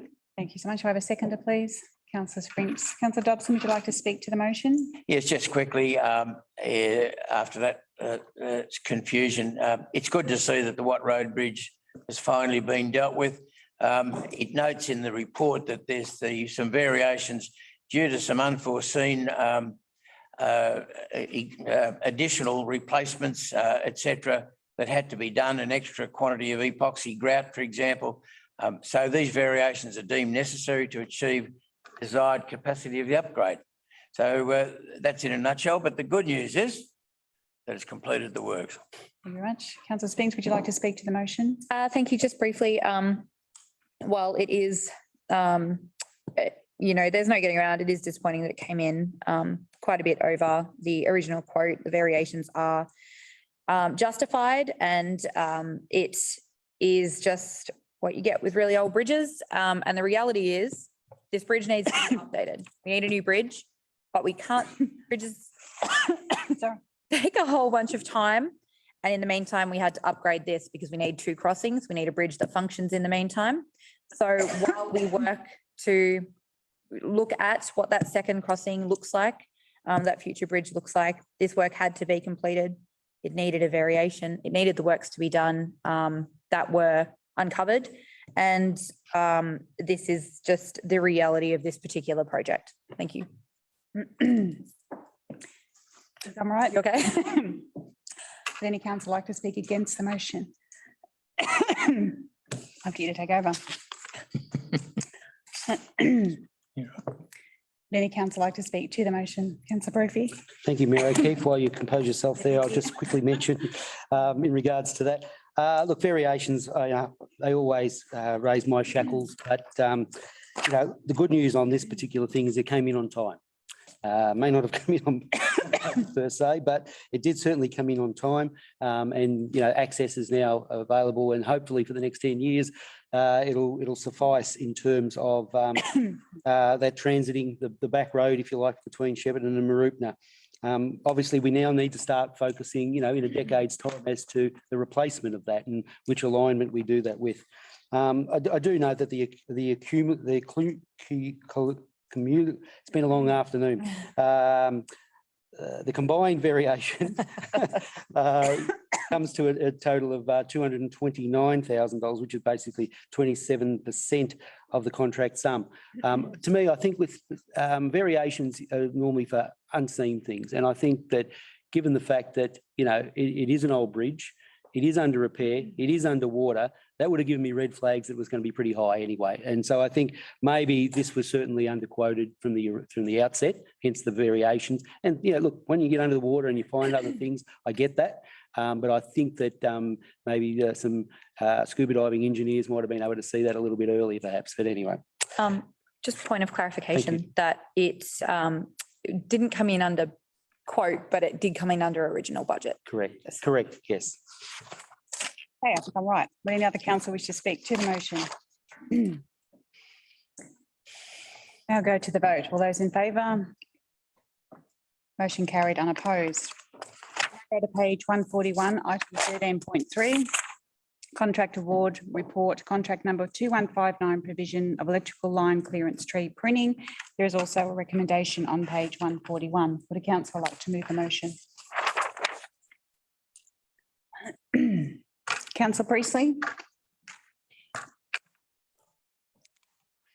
Thank you, Mayor O'Keefe. I'd like to move the motion as per page 141 of the agenda, 13.3, contract to award report, contract number 2159, provision of electrical line clearance tree pruning as printed in the agenda. Thank you very much. Do I have a seconder, please? Councillor Sali? I'll second that motion. Thanks, Mayor O'Keefe. Councillor Priestley, would you like to speak to the motion? Just briefly, Mayor O'Keefe, this is pretty transactional. We've got a tender that is out for the contract term over 3 years with an option of 2 years. And the estimated contract value over the 5-year period is $1.5 million. That's pretty self-explanatory, electrical line clearance. Thank you very much. Councillor Sali, would you like to speak to the motion? No, thank you. Councillor Priestley covered it perfectly. Any council like to speak against the motion? The council like to speak to the motion? Now go to the vote. All those in favour? Motion carried unopposed. Councillors, we now go to page 145, item 13.4, contract award report, contract number 2211, Katandra Main Road, Lobran Road intersection. There's also a recommendation on page 145. Would the council like to move a motion? Councillor Sali? Thanks, Mayor O'Keefe. Yeah, I'm happy to move the recommendation as a motion on page 145 of the agenda, item 13.4, contract award report, contract number 2211, Katandra Main Road and Lebuan Road intersection. Thank you very much. Do I have a seconder, please? Councillor Dobson? Councillor Sali, would you like to speak to the motion? Thanks, Mayor O'Keefe. The Katandra Main Road and Lebuan Road intersection upgrade involves replacing the existing straight intersection with the staggered T intersection. Drivers on the minor legs of the intersection will be forced to slow down as they will now be facing a T junction rather than being able to drive straight through the intersection. Minor legs of the intersection will include split islands to prevent vehicles from cutting the corners. Over the past 5 years, there's been 1 fatality, 1 serious injury crash and 1 minor injury crash. The primary cause of crashes has been identified as vehicles travelling along Lebuan Road, failing to give way to vehicles on Katandra Main Road. Primary objective of the project is to improve safety. Modelling indicates a crash reduction factor of 40%, which may have resulted in 1 less crash, perhaps the fatality crash at this intersection. Obviously, it'll require a number of works to take place, construction of drainage, road pavement, curbing channel, line marking, fencing, roadside furniture, etc. And the contract has been awarded to Mawsons for just over $730,000. Thank you. Thank you very much. Councillor Dobson, would you like to speak to the motion? Just quickly, lovely to see that locally based, Shepparton-based company Mawson Constructions has had returned the highest moderated score, and that's over a number of issues, obviously price and ability to handle the works and their backgrounding, etc. So that's great. And this is, as Councillor Sali pointed out, this is a dangerous intersection, and it's great to see that we're getting onto it and getting it fixed up. And I can't see in the report how long it'll take, but hopefully it'll be done by the middle of the year. Thank you. Would any council like to speak against the motion? Would the council like to speak to the motion? Councillor Spinks? Just to point out in the report that this 2021-2022 capital budget for the intersection upgrade project is 860,000 ex-GST. So this is coming in under that and is fully funded under the federal Black Spot program. Thank you. Very good. Other council wish to speak to the motion? Now go to the vote. All those in favour? Motion carried unopposed. Councillors, we now go to page 150, item 13.5, contract award report, contract number 2223, Pakenham Street pavement, curb channel and footpath upgrade. There is also a recommendation on page 150. Would a council like to move a motion? Councillor Abdullah? Thank you. I would like to move the recommendation on page 150 as the motion. Thank you very much. Do I have a seconder? Councillor Sali? Councillor Abdullah, would you like to speak to the motion? Yeah, quickly, it's this motion is about is asking council to accept the tender submitted by Cleves Earth Moving and Drainage Limited. Basically, the work that is involved is about the renewal of the north section of Pakenham Street, which includes road pavement renewal, curb and channel renewal, and reconfiguration of an existing shared path. This is a project that has been advocated. Councillor Summer has advocated very hard for this project, so I'm pleased to see that this is happening. The construction of the shared path along the southern end of Peckham Street in 2019-22, it provided access for cyclists for only one portion of the street, and this upgrade will basically provide dedicated bicycle lane for the remainder of the street through to Sports City. So I'm really pleased about the project. Also pleased to know that the tenders were received from 3 tenderers, and all of them are locals. So that must have been a tough competition there. And in terms of finances, the budget estimates were more than the tender cost. So we are going to achieve a savings of nearly $81,000 on this project. So well done and congratulations to Cleves. Thank you. Councillor Sali, would you like to speak to the motion? Yeah, thanks, Mary Keith. Obviously, as Councillor Abdullah mentioned, it's sort of a real shame that Councillor Summer felt the need to have to leave the room, because over the last 12 months, I've heard on numerous occasions her speak very passionately about this strip of infrastructure that needs upgrading. Obviously, it's a major connection point to our sports precinct. So I want to commend her for advocating for this and finally now being able to see it come to fruition. So it's a shame she's not in the room. So thank you. Okay, any council wish to speak against the motion? Councillor Spinks? Half-heartedly, but simply to say this was one of the tenders that I looked at quite closely. It did come down to quite a close price difference between the 3 choices, not to give any further information, but I do wonder if this is one of those opportunities where environmental sustainability would have made a big impact, would have been an opportunity to look at that as a really defining factor. Having said that, half-heartedly against, because, congratulations to the successful tenderer, but I do hope that there are lots of recycled materials going into the road and footpaths. Any council wish to speak for the motion? Any council wish to speak against the motion? We'll now go to the vote. All those in favour? Motion carried unopposed. Councillors, we now go to page 154, item 13.6, contract award report, contract number 2187, North Growth Corridor Landscape Construction, stage 1. There is a recommendation on page 154. Would a council like to move a motion? Councillor Brophy? Thank you, Mayor O'Keefe. I'd like to move the recommendation that the executive, 1, accept the tender submitted by Preston's Turf and Garden Proprietary Limited for contract number 2187, North Growth Corridor Landscaping, total lump sum amount of $1,225,702.94, which includes GST, and the 2, that the Chief Executive Officer is authorised to execute such documents as necessary to give effect to this resolution. Thank you very much. Do I have a seconder? Would someone like to second that motion, please? Councillor Dobson?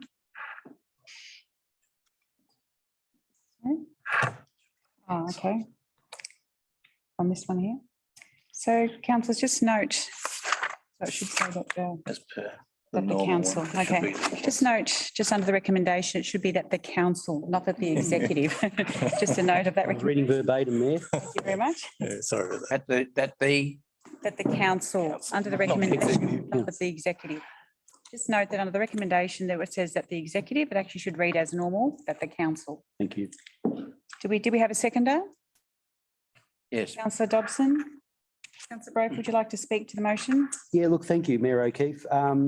This is for the construction of the North Growth Corridor landscaping of the land that's north of Warrumbungle Drive and between Burney Road and Kakadu Drive. The purpose of this contract is really to develop the land for public open space. And I've looked at this one fairly carefully and really comfortable with the outcome in terms of this. It appears that there may be only one tenderer, but when you have a look and the tender's actually gone just a slightly over budget with the tender, to me, that's actually heartening because it actually tells me that, of course, the tenderer wouldn't have known how many other people were going to be put in for it. They've actually looked at it really closely and they've given what they believe is a correct assessment on their tender, and that hopefully there won't be too many variations on that, but they've actually, put in what they believe is true. And I congratulate, it's a local company, Preston's, I was going to say Turf and Surf, but Preston's Turf and Garden Proprietary Limited. And I think this is a very good outcome and I think at a pretty good price. Very much. Councillor Dobson, would you like to speak to the motion? Yeah, the good thing is that Preston's Turf and Garden are local and they will have local subbies doing the job.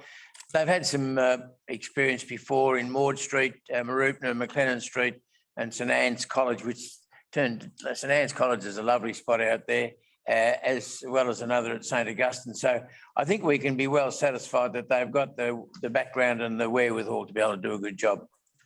Thank you very much. Would any council wish to speak against the motion? Would a council wish to speak for the motion?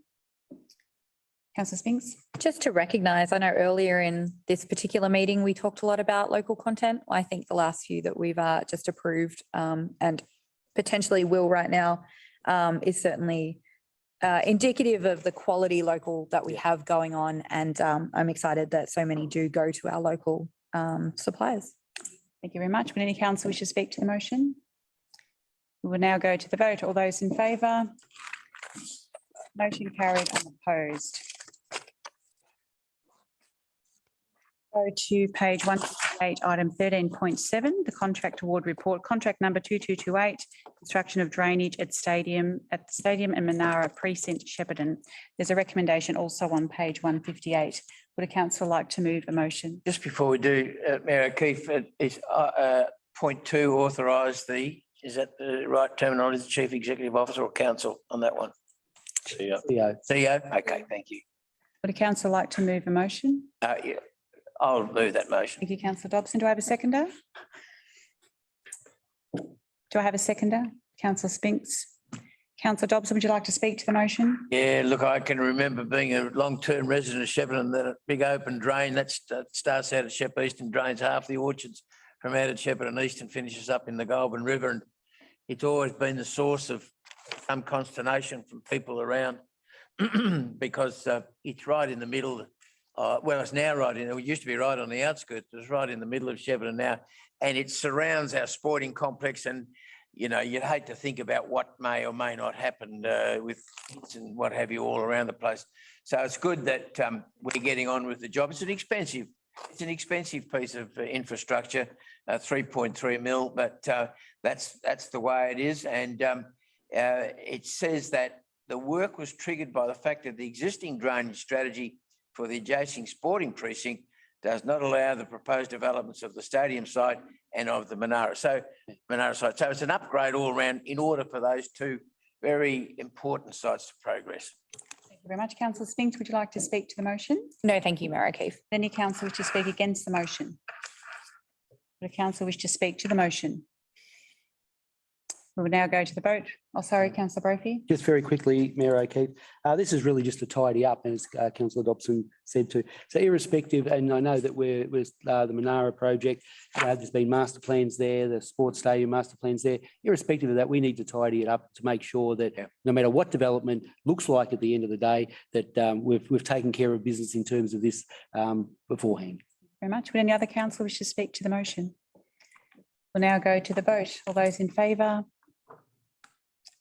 Motion carried, unopposed. Councillors, we now go to page 163. You'll see there's an attachment, confidential management reports is attached. Item 15 is documents for signing and sealing. We had nil received. If we go to page 164, councillor reports, item 16, item 16.1, councillor activities. Councillor activities for November 2021, there is a recommendation there if someone would like to move a motion. Councillor Brophy. Thank you, Mayor O'Keefe. I move the recommendation that the council receive and note the summary of councillors' community interactions and informal meetings of councillors. Thank you very much. Do I have a seconder, please?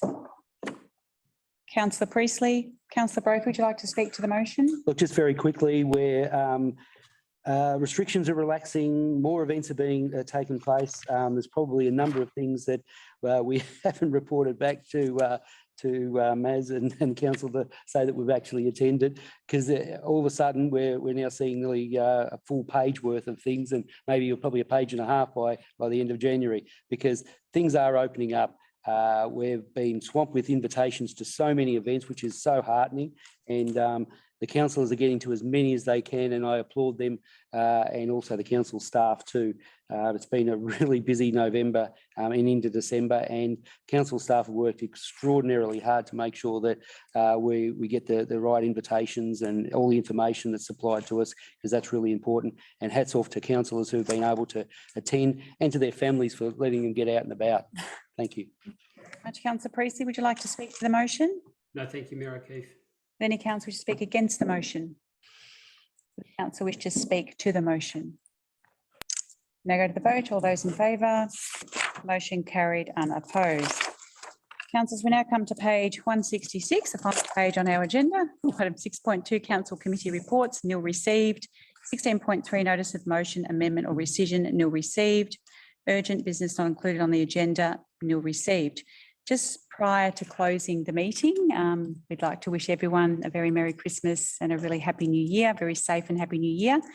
I'd also like to thank all of the council staff that work for council. It's been a very challenging year. I thank our exec team, CEO Peter Harriott, and for the community that's just been so strong and resilient, kind and caring. Thank you so much for everything that everyone has done to support each other through such a challenging year. Let's now really enjoy the festive season, and we all look forward to seeing you again in 2022. Actually, we'll be out to a few more events prior to 2022, but have a good break, everyone, and there'll be no council meeting in January. We'll be back in February with our council meetings. Merry Christmas.